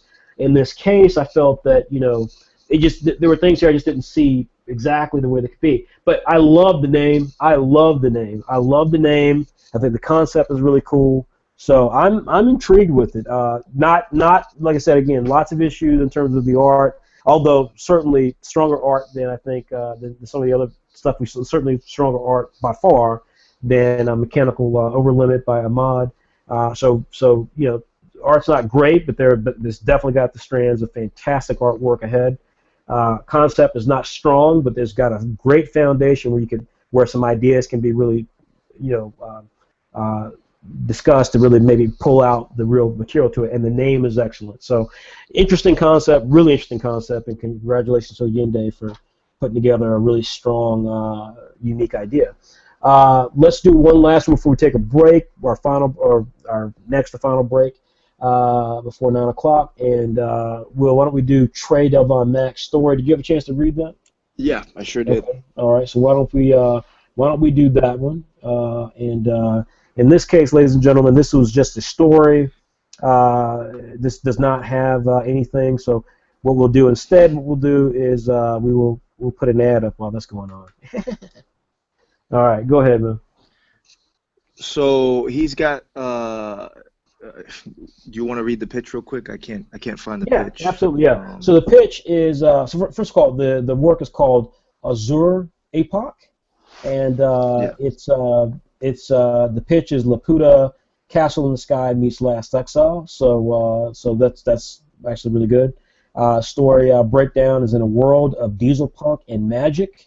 The twin children of a missing world-renowned explorer decides the best way to spend their summer vacation is to have a whirlwind of adventure in an effort to complete their end-of-the-year essay, How I Spent My Summer Vacation. So, fantastic story breakdown. And again, let me just say one last time before Will gets into the comments that this was a written pitch. You can apply to pilot manga test flights as a writer. You don't have to be the artist. You don't have to be an artist as well. You can be a writer. Trey is one of the stronger writers who submits each time. So if you are a writer and you have some really great ideas, please feel free to submit to the test flight program as Trey did here. Go ahead. Okay, so based off of what he had in the pitch for his description for the characters, best description in for the characters in all the entries, I feel like, in terms of his writing ability. Yeah. For what he had for his actual breakdown of paneling, it was meticulous. It was a meticulous format, and he had lots of description. And while it was good, it also took away from him as well. So it's kind of like a double-edged sword there. and here's something that he can take away. That's very. They don't tell you this until you're actually working with other creative types, especially as a writer working with an artist. But you need to dial up or dial back your description of things within your paneling based on who it is that you're working with. There's no real right way to do it. Yep. It's just that You're going a certain bit robot there. people have preferences that can, shine in or shine out at any given moment. Uh, You there? can you hear me now? Can you Yeah, I hear me can hear you now? now. Yeah, you were going robot there for a minute, but I think we got the point. So go ahead now. So what's your overall thought of the plot? Okay. Based off the plot, Dude, you're still like really robot. Are you moving around? Are you too far out? my internet is acting a little funny. Oh, okay. I don't know why. I mean, you Let's sound see great right here. now, but then it's like once you start doing something, it starts getting robotic-y. How about now? Can you hear me? Yeah, you're fine. Okay, so overall, I really, really recommend that he invest in some sort of script writing software. Celtics, CELTX is my particular favorite for all you Hmm. writers out there. It's cheap. You can do a lot of work with it. Um, I also highly recommend that he brushes You there? up on because using his pitch as hello. Can you hear me Yeah, now? you kind of fell out. Tell you what, you want to disconnect and connect right back on? Can you do that? Is that going to make a difference, or is it Yeah, because it let's try keeps? It that. seems like it keeps. Once you talk for a certain length, it just breaks up.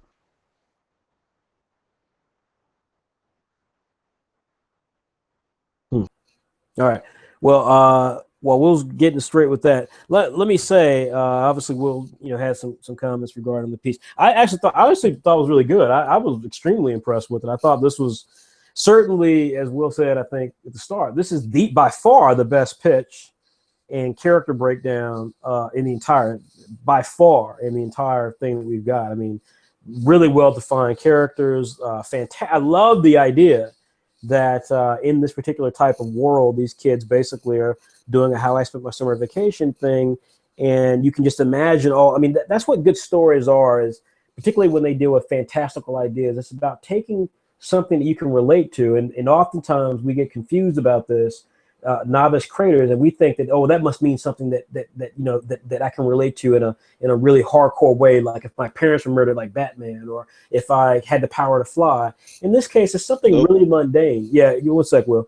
It's something really mundane that makes this click for me. This is very similar, frankly, to Harry Potter in the sense that Harry Potter took what every kid was used to, and I was an old man at that point when Harry Potter came out.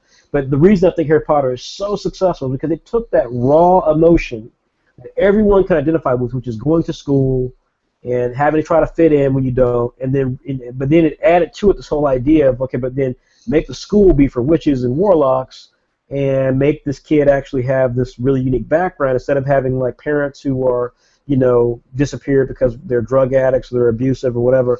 His parents actually were murdered. It's like there's some things here that are very primal in terms of people's understanding of it. And that's what I liked about this. I thought he had me the minute I read that how I spent my summer vacation.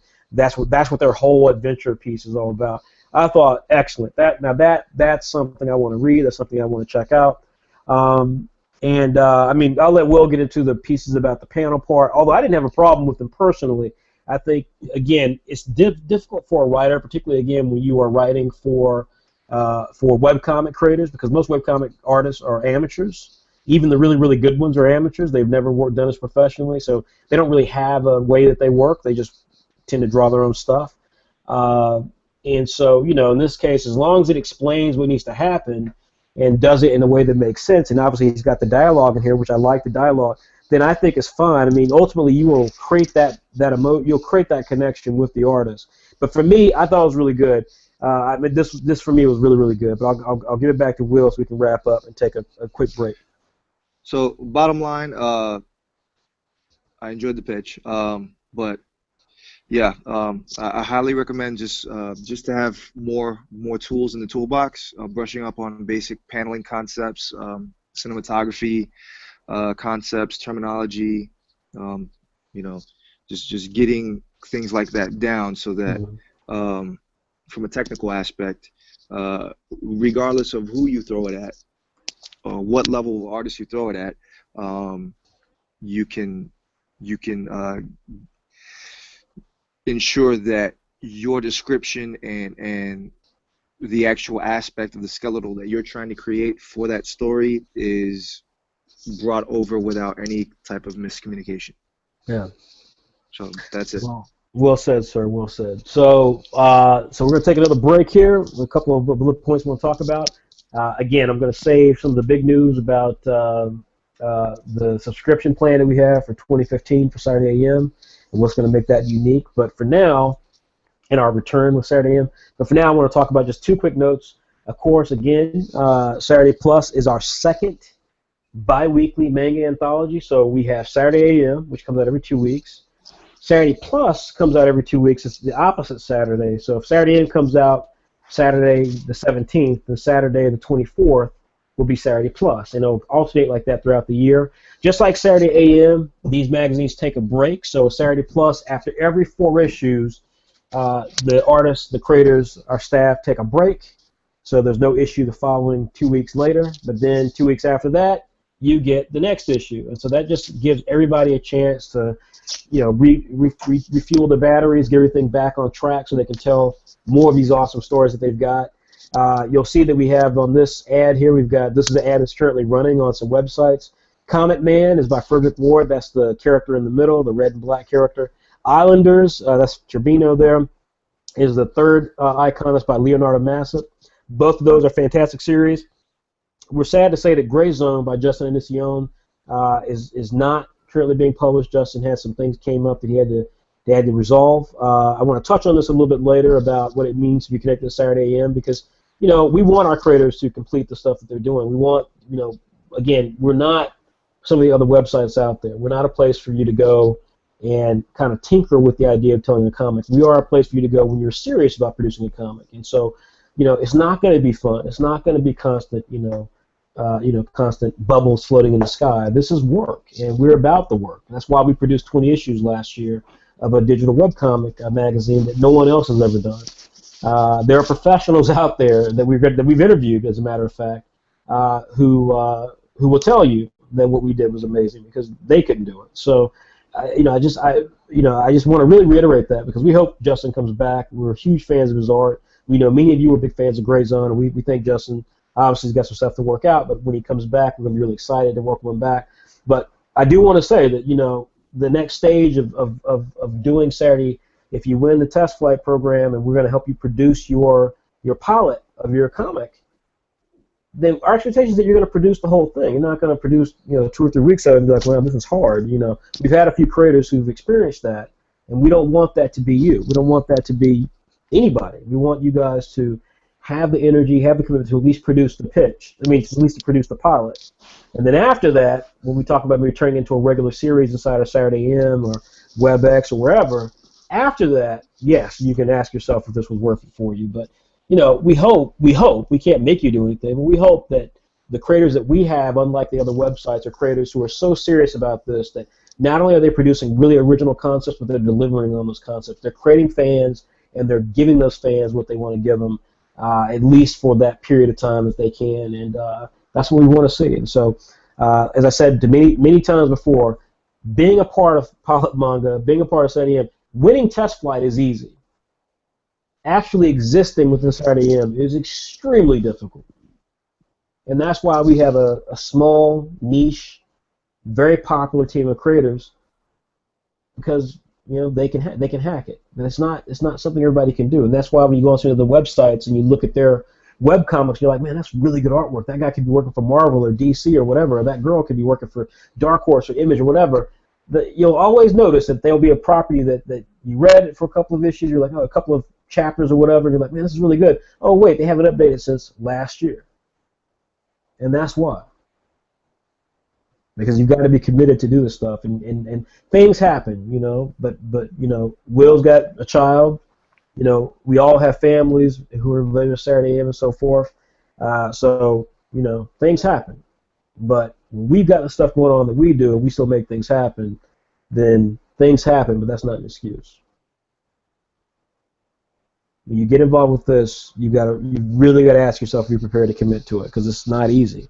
The rewards that we're trying to deliver are significant, but what makes them significant is that they're not something that everybody can do.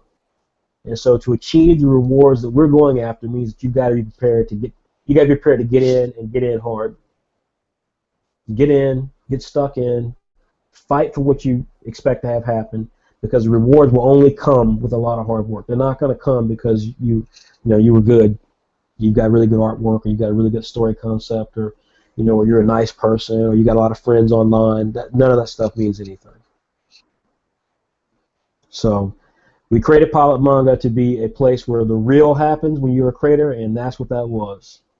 We are not a place to come if you want your ego propped up.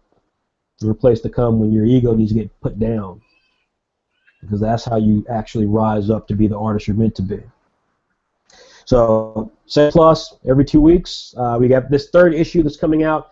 Excellent installment of Islanders, excellent installment of Comet Man. Seriously, like awesome installments. These Saturday Plus is free for subscribers. They get first crack at it. We do eventually, you can find the first 2 issues up there. We do eventually put them up on our website for free, but even then, that's only going to be a couple of issues at a time, and then it'll go away. So if you're thinking you're going to go on and read these stories full time, no, you need to subscribe. It's just $5 a year.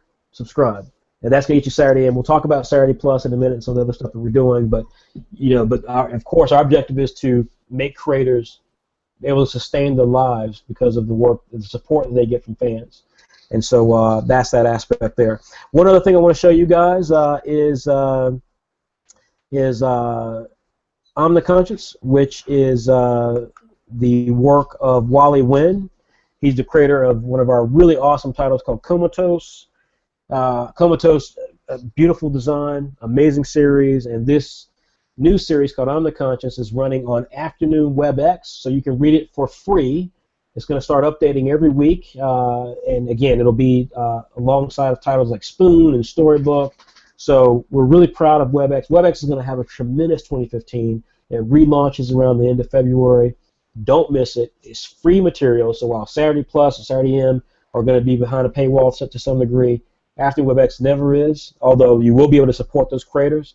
And what better creator, what cooler person than Wally Wynn, who does amazing work with Comatose, and support his new series, Omniconscious. If you love design, if you love really good design with your comics, Comatose and Omniconscious, you got to check out. You can find both of those on www.saturday-am.com. And again, the first 8 chapters of Comatose are free. Omniconscious will be free. So thanks for supporting those things. Again, everything you can find at www.saturday-am.com. When we return to our final segment, we talk about the plans we've coming up in 2015. We will talk about Saigami Saturday Tank. We'll talk about issue 21 of Saturday AM, and we'll talk about why we're going to be doing a new subscription model. If you are part of, if you want to become a manga creator and want to create new content, then definitely you should be checking out on our blog. You should be checking out our Writer's Logic series.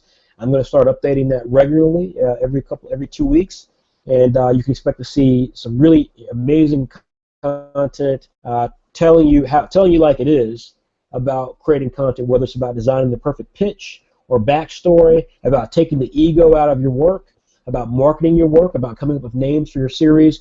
All those things are great. This is an image here where we talk about backstory and how difficult backstory is, how it can crush your work because you're so excited and so busy trying to talk about the story and you haven't really talked about the story, you've talked about the backstory.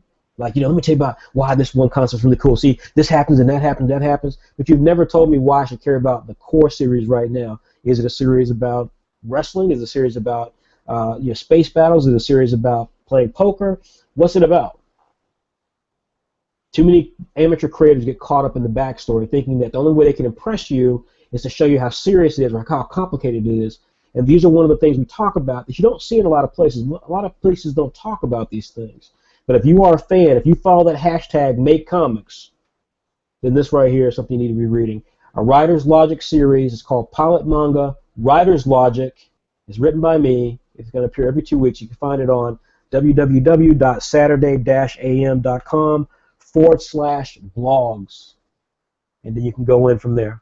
All right, so let's now get back to it. Will, why don't we, we've only got, I think we've only got just 2 series left, I believe, I think. I know we got Christopher Crady left. Is there anyone else? We got Kim Michaud and Christopher Crady. Let's go. Why don't we start off with Kim Michaud? All right. Let's see Okay. here. Now, I'll tell you, while you're pulling it up, let me do, like I said, let me do this thing that I should have been doing all along. And again, I do apologize for that. Let me just tell people what the concept is, and then in fact, I can get into. If you want to get your notes ready, I'll get into some other stuff real quickly with. I'll give Andrea's piece. The pitch for this is called Tanto, and the pitch for this is Full Metal Alchemist meets genies. So great pitch. The plot: Delilah gets brought into the world of Mahu, is found by Tanto. He promises to help her return home if she gives him the blueprints that she was supposed to deliver. She agrees. To discover that the prince of the city in which Tanto resides had brought Delilah there.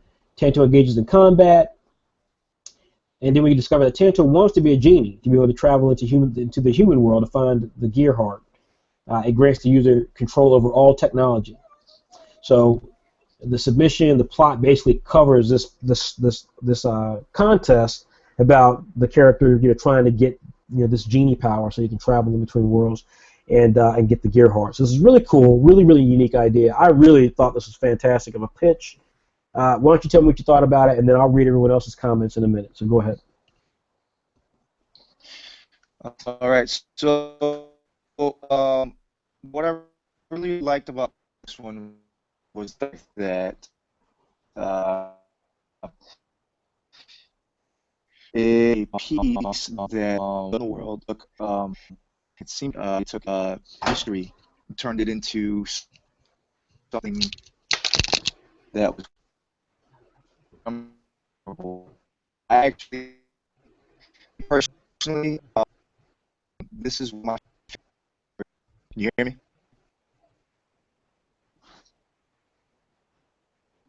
Still there? Yes. About it the most, aside from the art, with really they seem to have a level of distinction to them that some of the did not have. So I really enjoyed it. And I actually that was initially hope that this person story. All I got a little more. I would definitely like to read more. It's definitely good. So,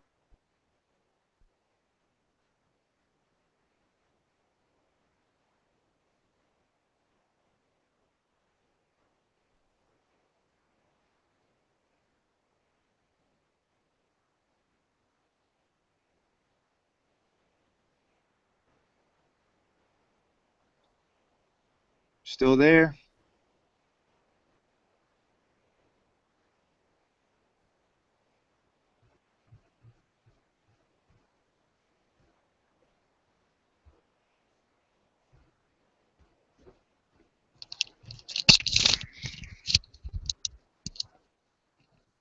Still there?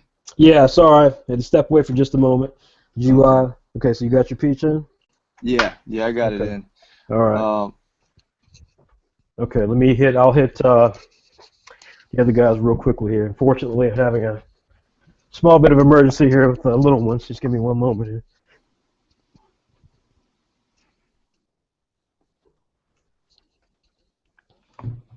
Actually, just give me one moment. I'll be right back. Okay, no problem. So let me let's see, go back into this.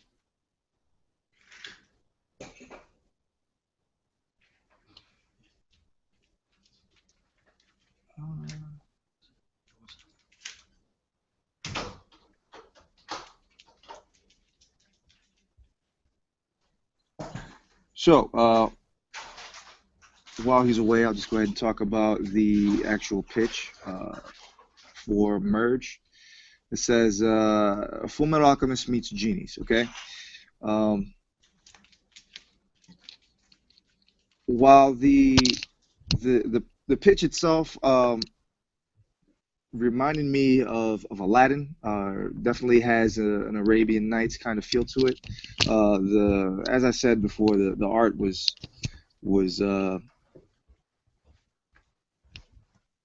it reminded me of One Piece, especially this first image of I would imagine that this is Tanto here in the chapter one. Uh, Definitely had a One Piece kind of Dragon Ball Z kind of flair to it, which Okay. was really, really, really impressive, especially um, with how economical uh, this artist was, or this creator was, with his paneling in general. Let me jump in and give the follow up here, and I apologize again, everybody, for that delay. It's a simple little one, and again, if you're serious about this, you deal with it all. But let's see, Andrea or Jason actually, Jason, and I'm gonna give two comments from Jason because Jason actually did have a comment for Trey Delvon Max piece, Azure Epic. First of all, he said for Tanto, he says has it has the same artistic vibe that he gets when he reads some material from Appian WebX. He says so it might be similar influences, which of course I think is what you were just touching on about some of the artistic style. This kind of classic manga. He said the story has potential to be a really fun experience. As far as Trey Delvon Max piece, the piece that we just talked about, which was the written piece, he indicated that he said one pages. Potentially a very cool script if it were to be drawn out. He thought the script was really tight. Two, he said the characters seemed like a really enjoyable, fun bunch to follow. So he thought the story could be really neat as well as the characters. Last thing he said was he says not much was given about the world they're in, but looking at the one-liner, it feels like it could be a world that could be really interesting to explore. So he had some really positive things to say about Trey Delvon Max, the Azure Epoch. And then Andrea for Allende had the following comments as well. Let me pull that up here. Let's see.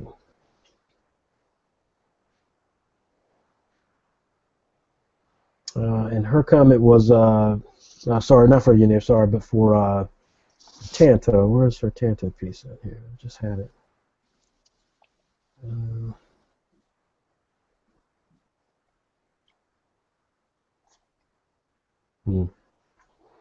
There we go.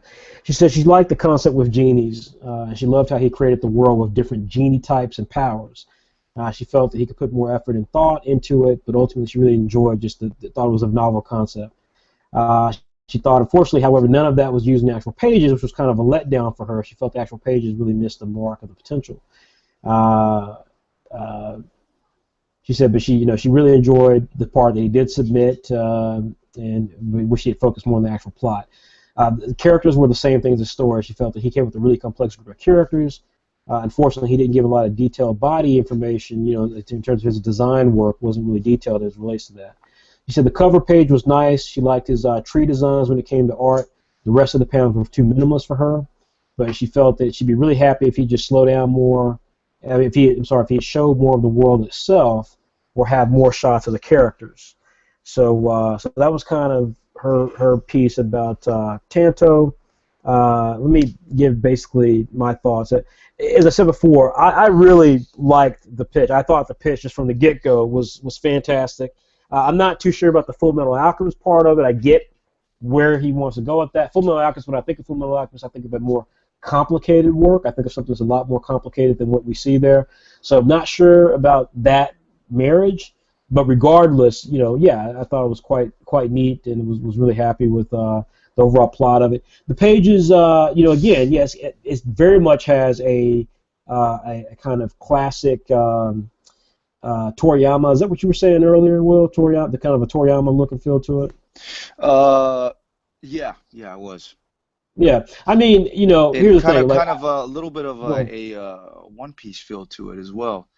Yeah, kind of. I mean, which One Piece, by the way, Achiro Oda, he was also heavily influenced by Toriyama, so it's all relative. But yeah, I think for me, like I mean, a couple of things I didn't like. I mean, the as much as I love the attention to detail with some of the trees and so forth, again, like I'm with Andrea, this was a letdown in terms of the story because you've got a concept that's that awesome, and then we spend 5 pages of the character just floating around inside of a weird forest world or whatever. That sucks, right? It's like I want to see more. I want to show me the point of this whole genie thing. Right. And then it even kind of ends on a weird point. It's like the character is shocked about something that at that point hasn't been earned.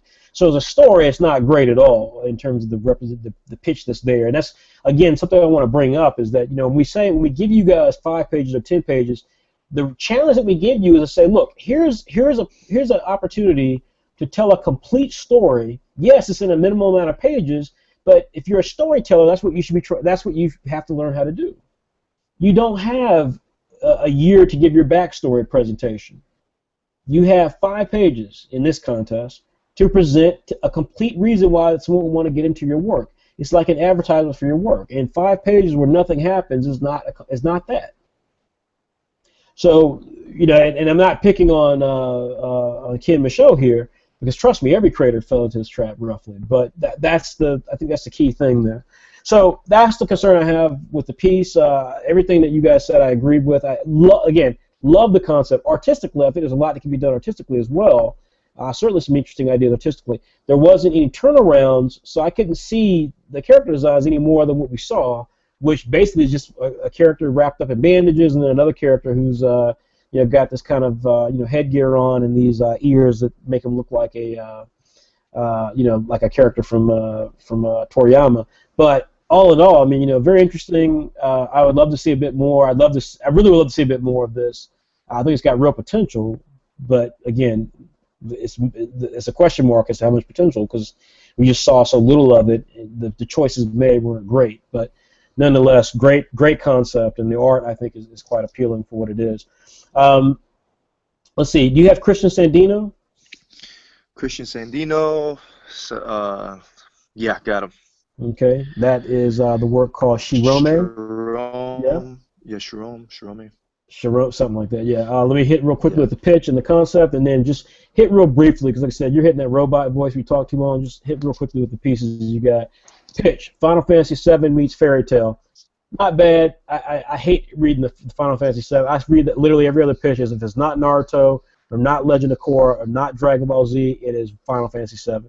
That thing came out 20 years ago. You guys got to move past Final Fantasy VII. But Shirome is about a boy named Axel who's a descendant of an ancient race called, you guessed it, the Shirome. The story follows him and his 2 friends, Sato and Yumi, along with his guardian father figure, Levi. Together they travel around the world locating keys to unlock the gate created by Shirome, which is rumored to grant ultimate power to the one who opens it. I actually really, even though there are problems, I got a ton of problems with that pitch and that description, but the story is one of the most concise, straightforward stories that anybody's written, including, well, except for I like Trey's. But this is how you do a story. This is how you do a story pitch. I don't need a ton of backstory. Everything I need to know is told literally in 4 or 5 sentences. This was great. But go ahead and give your comments on it. Yeah, I have to agree with the way that he pitched his story. It was straight to the point. There wasn't much else to be said about it, which I thought was really cool. Yeah. A sustain that I had for Christian was the fact that the concept art for the main villain was really cool. I actually enjoyed the concept art for the main guy. Yeah. Very grizzled, very scarred. You could tell that he'd been through some things, which I thought was pretty interesting. Yeah. Another sustain was the fact that the one-liner towards the end was pretty cheese-tastic, but the way it tied the end together Mhm. with his buddies kind of jabbing at him a little bit, and not taking the scene seriously was I thought was pretty cool. Yeah. Um, Another thing was he had an interesting choice in his panel transitioning. He chose to focus on certain things that um, I thought was a little unconventional. So I thought that Hmm. was pretty cool. Um, Something that he can definitely improve on. The main character fits into the shonen mold a little too cookie cutter. Yeah. Um, the premise, it was bleeding for something to make it stand out more. Hmm. And maybe the route that he could take is perhaps the insincerity of the main character to begin with. So um, that's what I got. Fantastic. Let me read Andrea and then Jason, and then they also did post some comments about some of the series that we missed. So at the end of this, for anybody who wants to stay around, I will read their comments on some of the other series like Campione, or what did you say it was pronounced as Cologne? Oh, that What's was that? a direct message. That was between you and me. Oh, my bad. All right. Well, hey, I mean, if I got it wrong, it's wrong. Hey, so Shirome, this is Andrea. She says, "Story to me, this story gave more of the fanficish feeling." She said it wasn't very original, and what we know was generic and a little foggy. She said you could tell the author was influenced by the stories mentioned in the pitch, big time, but sadly the story couldn't step out of the shadow. The events of the manga were too rushed. Basically, we didn't see most of the things happening. We only knew they took place from the following text and context. This is something you should avoid. In comic, the text and the picture gives everything. If you explain things only by the dialogue, it'll make your work more like a novel. Going for jokes is something mostly done with dialogues, and they were okay. In her opinion, fancy stories like that always need the comic relief, so it was nice to input that joke that you're talking about, Will. Hmm. Characters, the designs are simple and generic, fitting this type of story well. The hero is a typical good guy, nothing new, but that was portrayed well. Though his fondness for reading in books gives him an unusual appearance, but I liked how he's not just all muscle and senseless fighting spirit. Art, your pages felt a bit rushed and cramped, yet they had a lot of unused blank or screen tone spaces. Since we don't see much action in it, it didn't need many dynamic drawings, but it really could have used some fantasy swords and magic is meant for having some awesome fight scenes and cool shots of the world. So she'd recommend you work those into your comic. Jason, one of our design guys here, Jason Raphael, his comment. Let's see if I find that. So he did not have a comment on this. He actually did not have a comment on this. Okay. So my comment on it is, I mean, basically the same as everyone else. I mean, I disagree with Andrea slightly in the sense that I felt that the plot as listed was very good. I mean, opening gates around the world. I mean, that's fantastically simple, and that's great. That's what you look for. That's what I, as a publisher, I'm not interested in hearing your perception of what's brilliant. Tell me what the story is about. This is about a cop who's trying to revenge his daughter's murder. This is about people who are searching in the world trying to find keys to unlock the gates so they can get ultimate power. Just tell me the basic plot. If it sounds generic, as we heard from Andrea, that's okay. But that is the plot. Trying to tell me all this other stuff about how, but see, what he doesn't know is that the bad guy's father is actually his brother, who's actually the president of the underworld. Like, that stuff means nothing to me. Like, if you think that the other thing is generic, which, yes, you can get criticized for being generic by having a basic plot. But trying to tell me your backstory, which really only matters to you, when I don't care about your main characters in the first place or know enough about them to care, is completely useless. Totally useless. So I actually thought the pitch and the story the presentation here were great. But that was about it, though. Like, I'm with Andrea completely. I thought the artwork was nowhere near as good as it could be. I thought the cover actually showed a bit more maturity in the art versus the art in the paneling, which that says two things. I think Andrea hit the nail on the head. It says either that the artist, still has a long way to go, which I think is a fair point regardless. Two, that the artist was rushing. So the artist, if the artist is left with time and devices, they can create a cover, which this is, there's tons of space here in this cover, so the artist is trying to make up for maybe a lack of skill in some other areas like backgrounds and things of that nature by trying to put together a faux design with the red tarp that's kind of focusing around the thing. I don't know what that is. I don't know if that person knows what it is. But if Christian Sandino knows what it is, but this is a piece is actually more complete than the actual panels of the artwork. They're not as strong, and so that's one of the challenges. There is that you've got a great concept that can be told really well, but this is the point that I make over and over again, that just because you can draw a dog and somebody can tell you that it looks like a dog does not mean you're Cristiano Ronaldo. So to use the perfect analogy of that, just because you can kick a soccer ball does not make you a soccer player. Just because you play locally on your soccer team does not mean you're going to be the next Lionel Messi, so on and so forth. If you don't know soccer, take it to basketball, change out LeBron James with Lionel Messi. The bottom line here is that this is one of those scenarios where I look at this and I say the pitch is really good and the story concept is really good. Perhaps if this creator spent more time focusing on the story and left the art to someone else, he could have a pitch that was as complete as what Trey Delvon Mack put together. Because combined, the two actually fail both. They both fail. The story is not as thought out as it could be and comes across as a bit generic, and the art is lacking in many areas. And like I said, it's always easy to say, well, this person will become a better artist over time. But in this particular case, I think this is where we can see, at least for me, that the art is just not there in a way enough to tell the story. One last thing I'll say, just as a complaint, and then we'll move on to the final entry. And this is just a personal complaint, but this is why I started my footprint.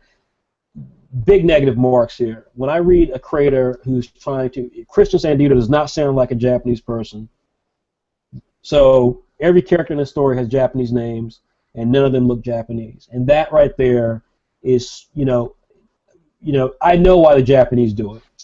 I've been to Japan. I know why the Japanese do it, and it's not the prettiest story, frankly, why they do it. It doesn't make them look very good while they do it. It would be like if someone black were doing that and all the characters look white. It would not say the best thing about black people if that was the idea. And there are plenty of Japanese creators you talk to, and I've talked to them, who will tell you that it's actually kind of embarrassing when they see that. So there are many Japanese who do not like seeing a blonde-haired, blue-eyed Naruto Uzumaki because they don't see blonde-haired, blue-eyed Naruto anybody in Japan. So when I see people who are not Japanese do this, it does bother me. I'm not going to tell you that, obviously we have creators inside of SiteM who do it, and I've made my feelings known to them as well. But when I see it in a pitch amongst new creators, it burns me especially because I feel like we as SiteM, we're trying to send that message and that signal that it's okay to present properties, to present characters who are more reflective of the world around you. When what you're doing is really just trying to recreate manga, then, as Andreas said, by the way, it comes across as fanboy. It comes across as fanboy fiction. It's like, oh, look, another manga title with a blonde-haired, blue-eyed character with a Japanese name.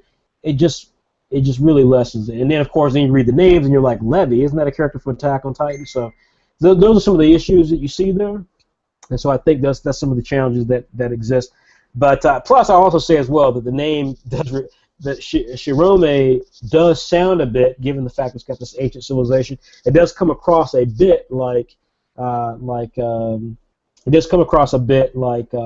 which is a property we publish. But regardless, this had some interesting elements to it, but was lacking quite a few others. Let's hit that final one, and Inari, your property did make it. And we'll address some of the issues with your work there. But let's finish up with Christopher Crady. I'll address your property at the end. So Christopher Crady's piece is one of the last ones we have to review. And again, there were a few others that either didn't have anything incorrectly or other stuff happened. We'll address those later. I'll talk about those in a minute. But this was called Ian Tenkat, I believe is how you pronounce it. I'm not sure. But do you want to... In Tenkai, okay. Yeah. Let me just give a quick. The quick rundown, and I'll turn it over to Mr. Cullen. So again, no pitch put here. I forgot about that. No pitch put here. Just no pitch put here. Bottom line, this is a whole bunch of text. Kieran, he's a spunky teenager boy who's a risk taker, isn't afraid to stand up for what's right. Darkon, he's not very talkative. He's very easily angered. He's the type of guy who will do anything necessary to get what he seeks. To sum it up, he's one big asshole. I mean, that was clever and kind of cute, but that's it just doesn't follow any of the rules that we laid out. It's like there's no pitch, the plot is literally like the entire backstory. It's like very, a huge huge section written here that kind of breaks it down. So, and I'm not going to read all that. We don't have that much time. So what I'll just say is that anyway, I'll leave it to Will to give his thoughts, and then I'll give my thoughts, and we'll go from there. All right, so definitely one of the more powerful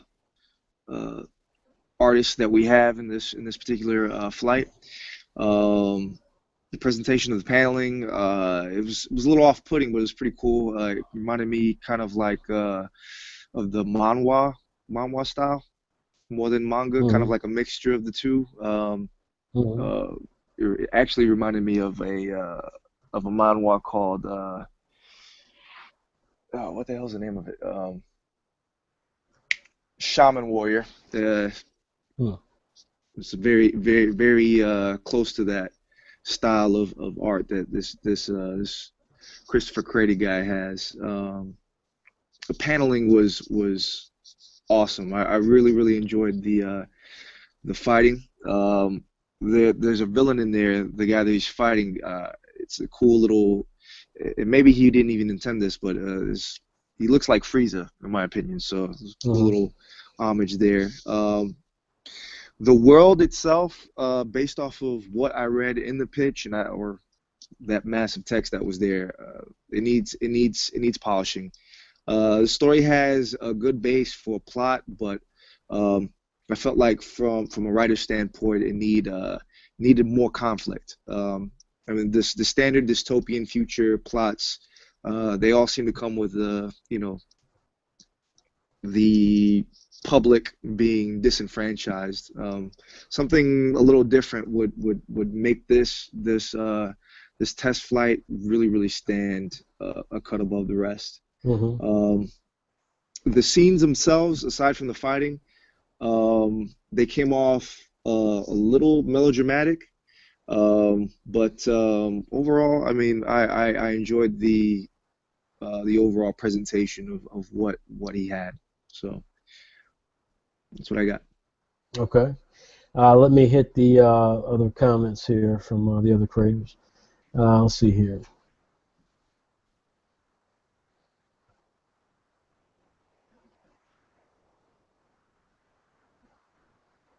Okay. First, Jason and then Andrea. Jason, Chris Crady, Tenkai. His art style has that crazy energy that you just have to accept what's on the page. Reminds me of Takashi Obata from Death Note Bakuman. His cover, the character alone looks epic. Again, it has that crazy energy to it that I love. Composition. Damn, if only the background drawed your eye towards the character rather than leading my eye towards the wall in the far background. That's true. But That's there's no true. doubt, yeah, it is That's true. true. Yeah. But there's no doubt that the character is eye-catching enough to keep you on it. But sadly, my eye just keeps moving down that perspective trail, which makes it odd for a cover. But that's just personal nitpicking. Three great detailed turnarounds. I'm glad he drew the faces on them all. It shows he understands his characters visually. And then he makes a comment. He says, "If only Alvaro did the same with his characters, because Alvaro's character didn't have faces on his." So I did notice that. Four, out of all the action scenes, this is clearly the most exciting to read, even the comedic moment at the end. So that was Jason's comment. Andrea's comment. Let's see here. Her comment. Ian Tenkai story. You've created a nice sci-fi story with lots of potential. More so since it was never really revealed what the Tenkai cell did or could affect.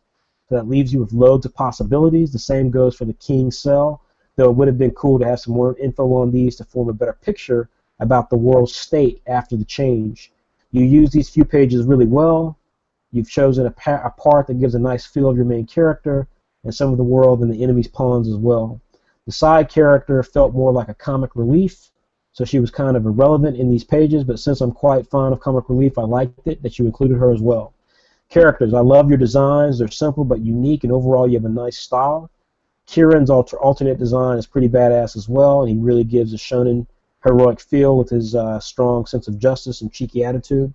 Your artwork is really stunning. Let's see back here. Wait, tell me. Okay.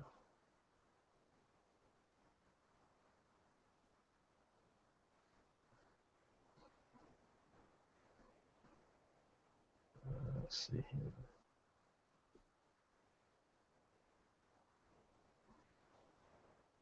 There we go. Your artwork is really stunning. Your designs, shots, and scenes are really well drawn, and I enjoyed your pages a lot, though maybe some of them felt a bit cramped, but that can be because of the limited length of the submission. Your sound effects are well placed as well. They form a perfect dynamic balance with your fight scenes. It's really awesome and inspiring. Congrats for this great manga. So that was Andreas' comments as well. So my comment, as I said before, I mean, the thing that bothered me, with it, from my standpoint, was that I wish that he followed the rules a bit more, because I really wanted to get a straightforward sense of what he thought. The pitch process is so powerful because it really, from a publishing standpoint, from my perspective, which is the business perspective, it gets me thinking from the standpoint of what exactly is it that you're trying to do. Because if I just look at your art, it's like I mean, at that point, then I'm just basing it on the art, and that for some creators can be brutal. And Christopher Crady's case, that's a good thing because his artwork is not phenomenal.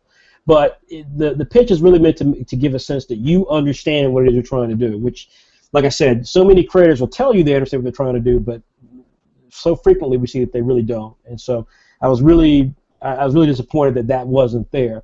That being said, look, the artwork is clearly the best art that we've got in the piece. I would argue and say it's some of the best artwork. Well, no, I mean, there's no argument. It's some of the best artwork. And we've had some phenomenal artwork from Philippa Borman and Justin Adicione and Leonardo Massip, who's very complete as an artist. This is definitely up there with those guys, hands down. I mean, this is some of the most phenomenally detailed and specific artwork that you could imagine seeing. The color, by the way, that's another thing I wanted to praise. While yes, the cover design is not great because of what it does, the coloring is also fantastic. Love the coloring. That's actually a good skill set. The art scenes, as they indicated, the action sequence is fantastic. For me, I mean, I'm not going to run out and say right now that I think the plot's great, because like I said, because the pitch wasn't there, because of what I read of the entire thing, kind of took me out of it, because it was so much exposition, and I felt like it was accomplishing very little with the exposition. It just felt like a lot of kind of complex science fiction setup. But look, the action sequences were badass. The designs are really strong. I mean, there's just so much to like about this that make it compelling. Now, if the action sequences are not great, I mean, they're not perfect, that is. I mean, because as Andrea said, it's so packed. There's so much stuff going on that I think of like page 3 or 4. I remember like where her Chiron is running and in the very first panel, and we see the arm coming, and then like something happens, and I think it just destroys like the bad guy a bit, or the minion, and then he kicks one guy another panel. And it's like, what I give him credit for is that on that page, I think it's like maybe, I remember counting, it was something like 8 or 9 panels. And so many amateur creators do not understand that it's your work. You could have 50 panels on a page. The best comic creators put lots of panels on the page because they can tell a good story. They know how to tell a story. Amateurs get so flustered with, like, okay, well, they just putting 5 panels on the page is like death to them. And this is like 8 or 9 panels, and they're great. It's really linked well. It is packed, so sometimes when the main character is doing an action, he might be, a bit further back than you would like to see. It's not close up in the action sequence, but it's still really well told. This was a strong entry across the board. I liked a lot of the character designs they indicated were fantastic. Chiron, again, I mean, there's a lot of generic aspects to Chiron, but ultimately, I liked a lot of this, mainly, frankly, for the artwork. I mean, I'm not ashamed to say that this is predominantly for me an artwork play, and it's a dynamic artwork play at that. So yeah, I think this was fantastic. Now, what we're going to do is we're going to take a small break, and what I want you to do is just shoot me a note, tell me the 2 properties you think were the best properties of the bunch, and then I'll compare that with what everyone else submitted, and then I'll provide the winners of this test flight shortly. While you're doing that, and I know you've got to leave shortly, I'm going to take this moment as well to then talk about what we've got coming up for Saturday, AM, issue number 21. Quick note, let me say, for Inari Noel, who submitted some stuff. Inari, as you indicated multiple times, you submitted your thing probably like 5 different times, and it always was weird the way you submitted it. Like, it was hard to patch everything together and stuff, and we just didn't have the time to try to put all this stuff together. You had like a pitch that was separate from your actual story. The first time you did it was like zip files. There was a lot of issues going on there. And in good faith, like, I mean, we just got too much stuff going on to try to pare down when just following the rules would help. Dropbox, I know you suggested you didn't understand Dropbox that well. We get that from a few people occasionally. My thing is this, like, there's a piece of me that's like, I'm not customer service for you. And I know that sounds harsh, and I apologize for that, but this is the real world. I'm not customer service. It's like Dropbox is there. Contact them. Ask them what you need to do to submit your stuff in, and do it. There are other creators who are in the community you can talk to as well.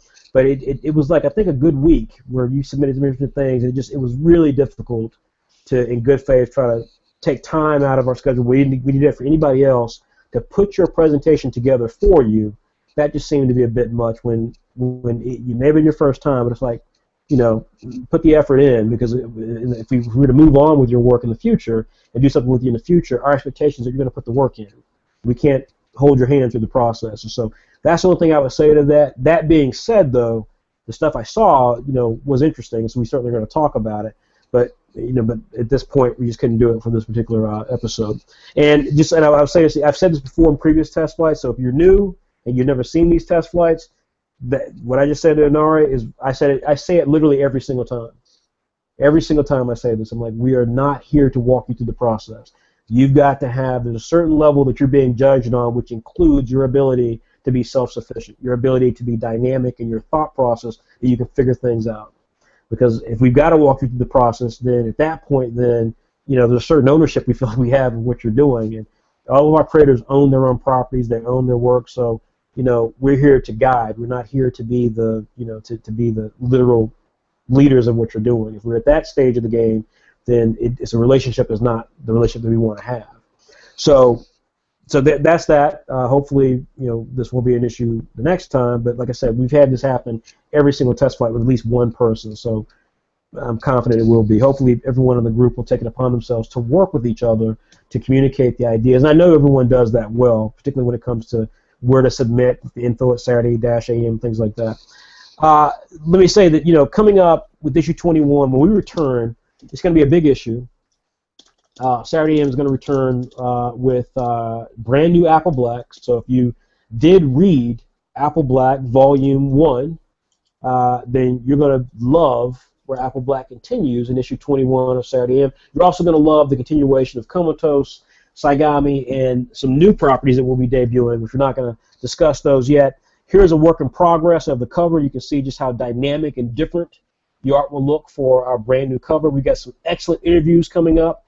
In the last couple of issues between Saturday Plus and Saturday AM issue number 0, we've interviewed Scott Alley, who is the editor-in-chief of Dark Horse Comics, the number 4 publisher in the United States of America, huge publisher, Dark Horse Comics, and we've interviewed the editor-in-chief of that inside of Saturday Plus.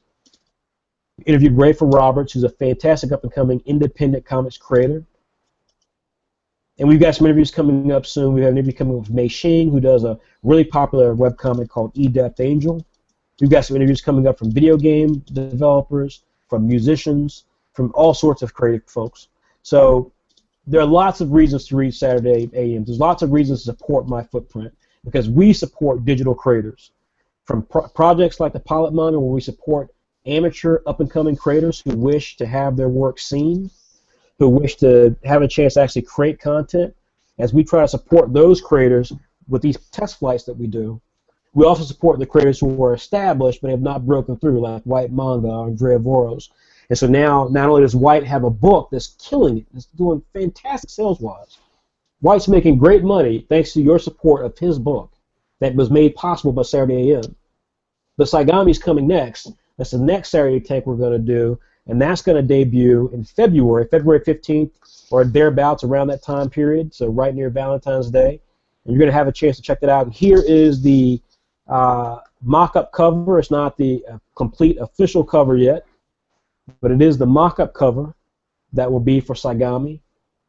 It's going to have some brand new elements, just like Apple Black. Volume 1 had brand new elements, including a popularity poll that you could only get when you bought the book. This is going to have some brand new elements as well, featuring characters and info about the world of Saigami. So, fantastic brand new cover illustration by Andrea Voros. It's going to be our brand new Saturday Tank, which we think is going to be a beautiful book. Not sure why it's not coming up yet, but hopefully it comes up soon. But yeah, we're really excited about the Saturday Tanks program. So our subscription, what makes our subscription unique coming up? Well, before, our subscription was $5. $5 for 20 issues a year. The best deal in comics. I say this often. When you look at what's out there on the digital comic space, Walking Dead, one of my favorite examples, huge TV show, one of the most popular TV shows around the world, comes from an American comic book called Walking Dead by the creator, who's also the producer of the TV show, named Robert Kirkman. A simple black and white comic book that's now one of the hottest selling comic books in the world. Attack on Titan, many believe, would not exist if Walking Dead didn't exist. And that book, that comic book, which you can buy for $2.99 in your local comic book store, if you were to buy it digitally on websites like Comixology or something like that, you're going to pay $2.99. Now that is different because you're not paying for, you're certainly not paying for the gas to drive to the store, but you're also not paying for the printing of the book. You're not paying for the paper that's inside of the book. You're not paying for any of that. It's digital. So all the costs that go into that $2.99 cost that you pay for when you buy the physical book is not there for the digital book. Clearly, Robert Kirkman says, you know what? I'm Robert Kirkman. Walking Dead is a phenomenon, and I think it's worth people paying $2.99 either for the digital or physical version of the comic. They each have their own merits, and that's good for him to think that. We don't think that way for our stuff. So we have the best deal in comics. When you think you can get nearly 100 pages of fantastic exclusive content from creators like White Manga and Andrea Boris for just $1.99 per issue, that's 10 times better than what you would get from Walking Dead. Both of them, by the way, are black and white, and we've got color pages where we have some of our ads and our interviews and so forth. They're all in full color. So when you look at all of that, our value is fantastic.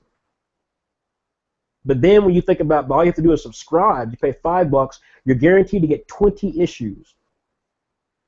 You start whatever the latest issue is, you get 20 issues from there. If you subscribe today, immediately you get the digital download for Saturday Plus issue number 2. Immediately, that's what you get. And then from there, you would then get other stuff. You start up again with Saturday AM issue number 21, comes out January 31st. Now, this new subscription, why is it awesome? Because it's more money, but you're getting more content. Number one, you get Saturday Plus. If you pay $5, you no longer get Saturday Plus. So you get Saturday Plus early when you pay for this new subscription model, which will include Saturday AM. You also get a t-shirt. I actually wanted to wear it tonight, but I didn't, but it's a t-shirt that says Saturday AM on it. It's got a cool little brand new original design you can't get anywhere else. You get that. You get 15% off of all future Saturday AM merchandise. How about mention our Saturday Tanks? So our Saturday Tanks come out, and you're like, man, I really want to support White Manga or Andrea Boros or David Yoon for Spoon or Raymond Brown and Will Cullen for Bully Eater. I really want to support them. I want to buy their brand new volumes. Going to have brand new content in it. I want to support that, but I don't really want to spend $13. Well, you get 15% off of that by being a subscriber at the ultimate level. 15% off, and if we come out, we got new T-shirts coming out for Apple Black. One that is truly badass. One that is truly badass. I mean, well, I can't show it to you right now, but it is awesome. It'll be up hopefully this week on the website. You can buy it this week on the website. Hopefully, this coming week. So you want to save 50% off on that? You get 50% off by being a super subscriber. Last but not least, in this tier, you'll get one extra thing, and that is Saturday Wars. We will begin serializing Saturday Wars for only the subscribers of this ultimate level. They will begin reading the adventures of Saturday Wars, which is our ultimate manga webcomic crossover featuring our characters and characters who are not part of my footprint, meaning they're not in WebX, they're not in Saturday AM, they're not in Saturday Plus. you'll get a chance to see this really awesome epic adventure put together. It's been worked on for quite a while now. And we're going to have the first details about it inside of issue number 21. You get that only at this level. And so that level, we're still working on the price point of it, but I can tell you it's going to be certainly more than $15. If Marvel Comics, if Image Comics, if Shonen Jump can charge $20 or $25 or $30 or $50 for a subscription, we think we can too. Certainly when we're giving you these aspects. A brand new t-shirt design, you can only get through that. Saturday Plus, Saturday AM, Saturday Wars, and 15% off for that year on all merchandise that we produce, whether it's t-shirts, hats, or Saturday Tanks, or who knows what else we have coming up. So I hope you guys will seriously think about that. We'll be announcing the full details of that coming up on Saturday 24th. Is it 24th? Yeah, I think it's Saturday 24th. So not this Saturday, but next Saturday. It'll be inside of issue number 4 of Saturday Plus. And we'll also post some comments about that in other places. And we will post some information about it soon, and you will see the price for it, and hopefully some of you will support it, because we have big plans in 2015. We think we've worked very hard to prove to you that we're serious. 20 issues of a digital manga webcomic series that very few other people have put together. While you might go to another website and go, I really like their design on their website, we have a great website with great design that we've constantly renovated, constantly fixed, constantly changed. But we don't publish one. We publish 2 digital manga webcomic magazines, and we publish webcomic series weekly via our WebEx line. So we think we've done certainly the hard work of proving our commitment to this, our quality, and the plans that we have coming in 2015 are going to blow your mind. So we think that this package is enough to excite the readers to support us at the level that premium subscription level will be. And it will be more than $5. $5 basic level. You want to support independent creators, do that, pay $5. Yes, it's going to mean that you're not going to have a Happy Meal that day, or yes, you're not going to have a latte from Starbucks, but you are going to be supporting the growth of independent manga webcomics, official, legitimate independent manga webcomics. One last thing I want to say is that the next test flight will begin this week coming up. The rules are going to be very similar to the rules this time, except it will be some slight variations on theme. So there'll be a new theme that we'll be seeking. Basically what I can tell you is that we're going to be asking for 3 genre types. You can choose the genre, but they must be part of those 3 genres. And that's going to be the big twist in this new test flight. There will be a page count. You need to tell a complete story in the page count, whether it's 5 pages or 10 pages. We'll let you know. But the rules will be available Monday, the 19th. It'll be on the website. That's it. Let's talk now about the winners of this particular test flight. If there are any questions, as always, feel free to submit them to me. In fact, I'm going to check real quickly. I'm going to stop the presentation thing there. I'm going to check real quickly and see if there were any questions. There weren't anything in the Q&A that I can find here. It doesn't look like there's anything in the Q&A. Nope. Let me see if there's anything in the actual chat window. There's nothing in the actual chat window. And last but not least here, let's check Facebook, see if there's anything on Facebook.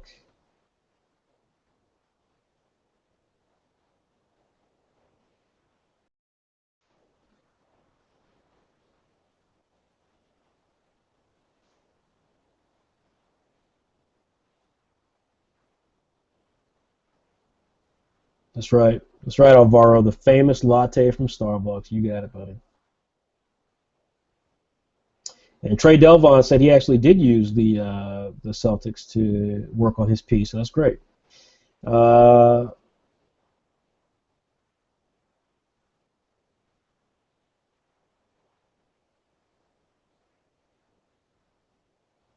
some really great comments. I got to say, in the Pilot Manga submission, some really great comments. I want to just touch on a few of them here. Commemorative Gamble said, best way to make your main character not seem a stereotypical quote-unquote Superman is to give them the personality similar to your own because you're never perfect. That's a great comment, Commemorative. Really, really, really smart comment. Varro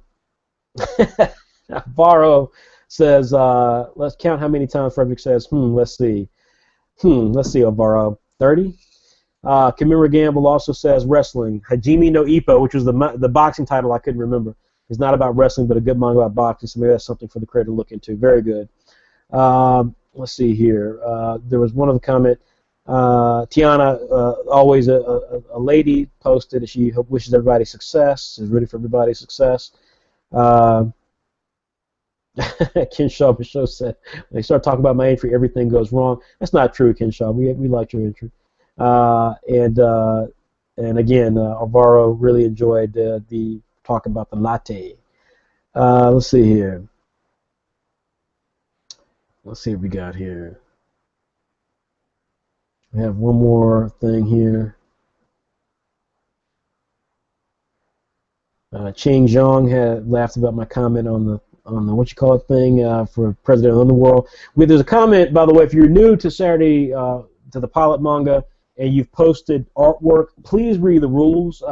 We're very specific about that. We're going to be doing some new things with the forum soon, but if you're on the Pilot Manga group on Facebook, which is the private group, and you join and then you start posting artwork on days that are not subscribed, we're not going to approve it.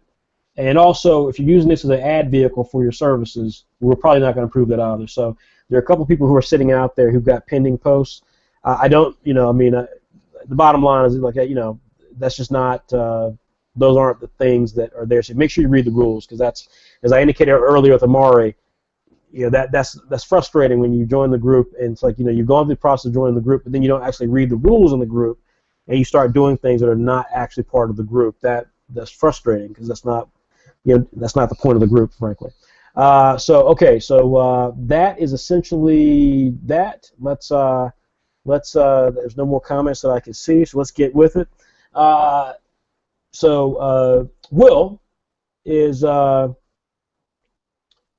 Will is very much of Will likes 3. So Will has 3 that he thinks are good. Ken Michaud, who had the property called Tanto. Alvaro Sanchez Byrne, who delivered to us Blacksmith, and Mr. Crady himself, who's got the property we just talked about, which is Ten Kai. Let me see the other comments that were here.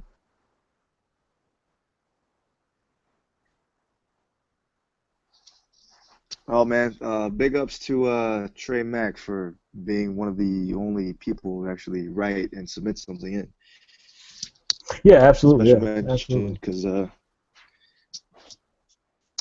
so in the case of Andrea, she says that her that she looked at, she would say definitely Alvaro was runner-up. She felt it was runner-up. Just missed the boat, but she felt that Christopher Crady's was the winner. And then with Jason, let's see here.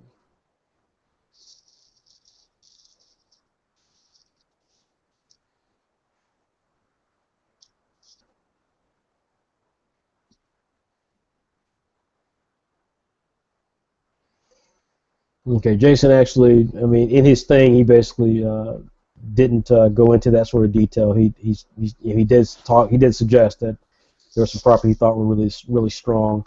What I'll say is that for me personally, my favorite was actually Trey's piece. I thought Trey Devon Mack had the most interesting. It's like at the end of the day, you want to read. If you're gonna follow a series, the artwork being good is a given. The artwork has to be good enough for you to tell what's going on in the story. But the story is not interesting. It just doesn't drive you. And I felt that Trey Devon Mack's story was clearly the best story out of the entire bunch. So what I'm going to do is basically put that into a special category. I know there was no other competition, but the story was simply too good in comparison to some of the other guys. And what I hope will happen with the result of this is that we can work with Trey and work with an artist who's out there who maybe realizes that they're not the best writer, and will partner to with Trey and with us to produce the pilot of this story because I thought the story deserved to be told. It's a great concept, and if you are a creative person and you're looking to tell a really creative story, how would you not look at that and say you can't see the fun that story can have? But in terms of the story, the pitches that were there, for me, personally, I'd have to say Blacksmith was for me the best, and the reason for that is really simple. It's because while the story, was a bit too complex, all the stories were a bit too complex. I don't think any of the stories were Ken Michaud's probably was the best story that was not as needlessly complex. But I was really, really taken with the character designs that Alvaro put together. Yes, there's too much Naruto in there, absolutely, but Poker Face alone is a fantastic piece of character design, and the notion of some of the things that can happen with that story I thought are interesting. Christopher Crady, obviously a close second, in my opinion.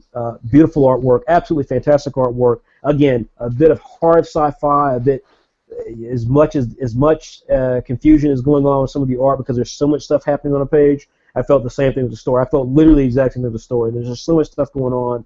I didn't get a proper anchor to bring me into the story as being great.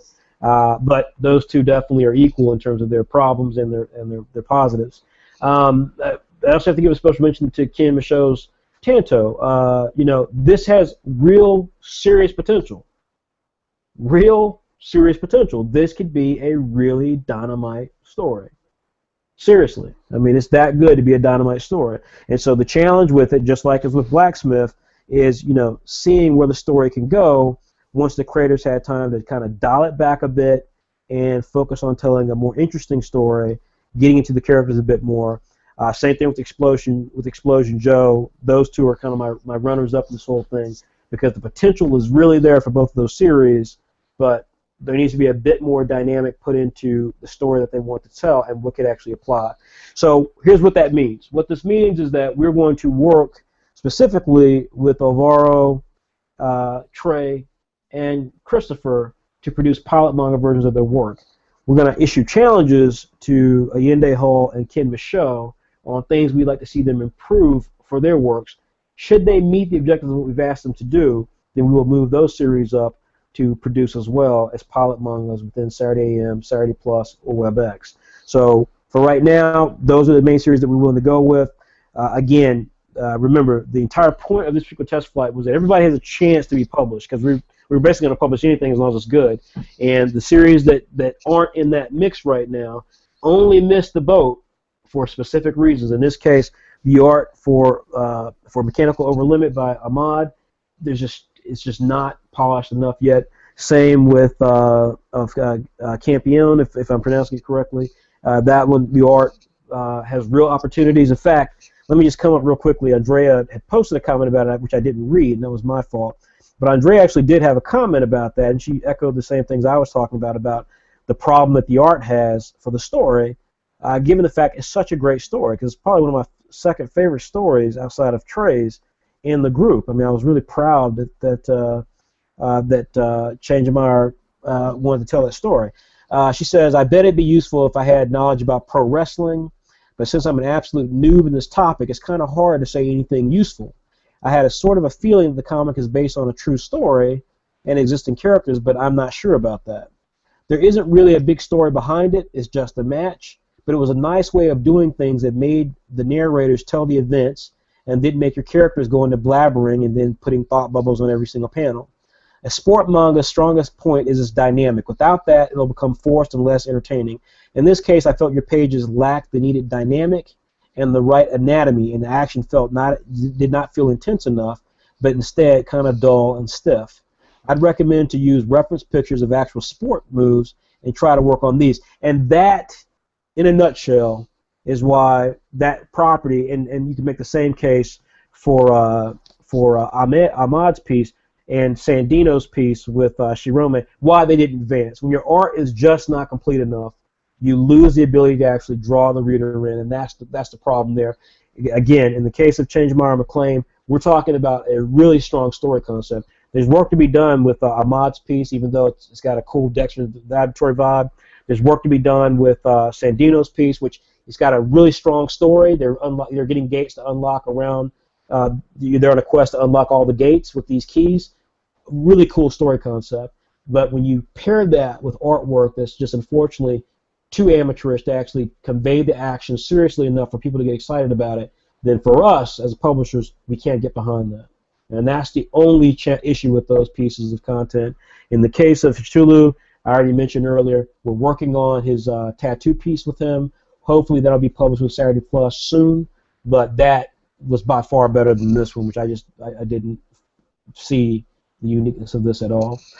So that's it. That's our test flight. Really excited about the next test flight. I see some future superstars here, the way Leonardo Massive and Philippa Borman have really transcended and Frederick Ward have moved to the next level. I see that definitely coming with some of these creators. Again, it's your call if you want to work with us. It will not be easy. You will most likely hate Will. That's a joke, Will. But you definitely hate me. But you know, hey, I'm a bastard. But that being said, though, I couldn't be more appreciative and more proud of the work you guys are doing. The fact you even value us as a place to have your work critiqued. It takes time out of our schedule, but I would not give it up for anything because you guys are awesome, and this is really fun. And you guys, whatever role you take in comics in the future, whether this is an editor, a letterer, a comic designer, a salesperson for comics of a company, a designer for web pages, this is going to have proven to be very beneficial to you guys, and it is truly, truly humbling for me because it just shows I started my footprint because I believe that the next great property, the next Teenage Mutant Ninja Turtles, the next Avengers, the next My Little Pony is sitting out there. And it's not going to come from some company like Hasbro or Mattel. It's going to come from somebody like Alvaro. It's going to come from somebody like Kiana Conyers. It's going to come from somebody like Changemeyer McLean or Yende Hall or Ken Michaud. It's going to come from you.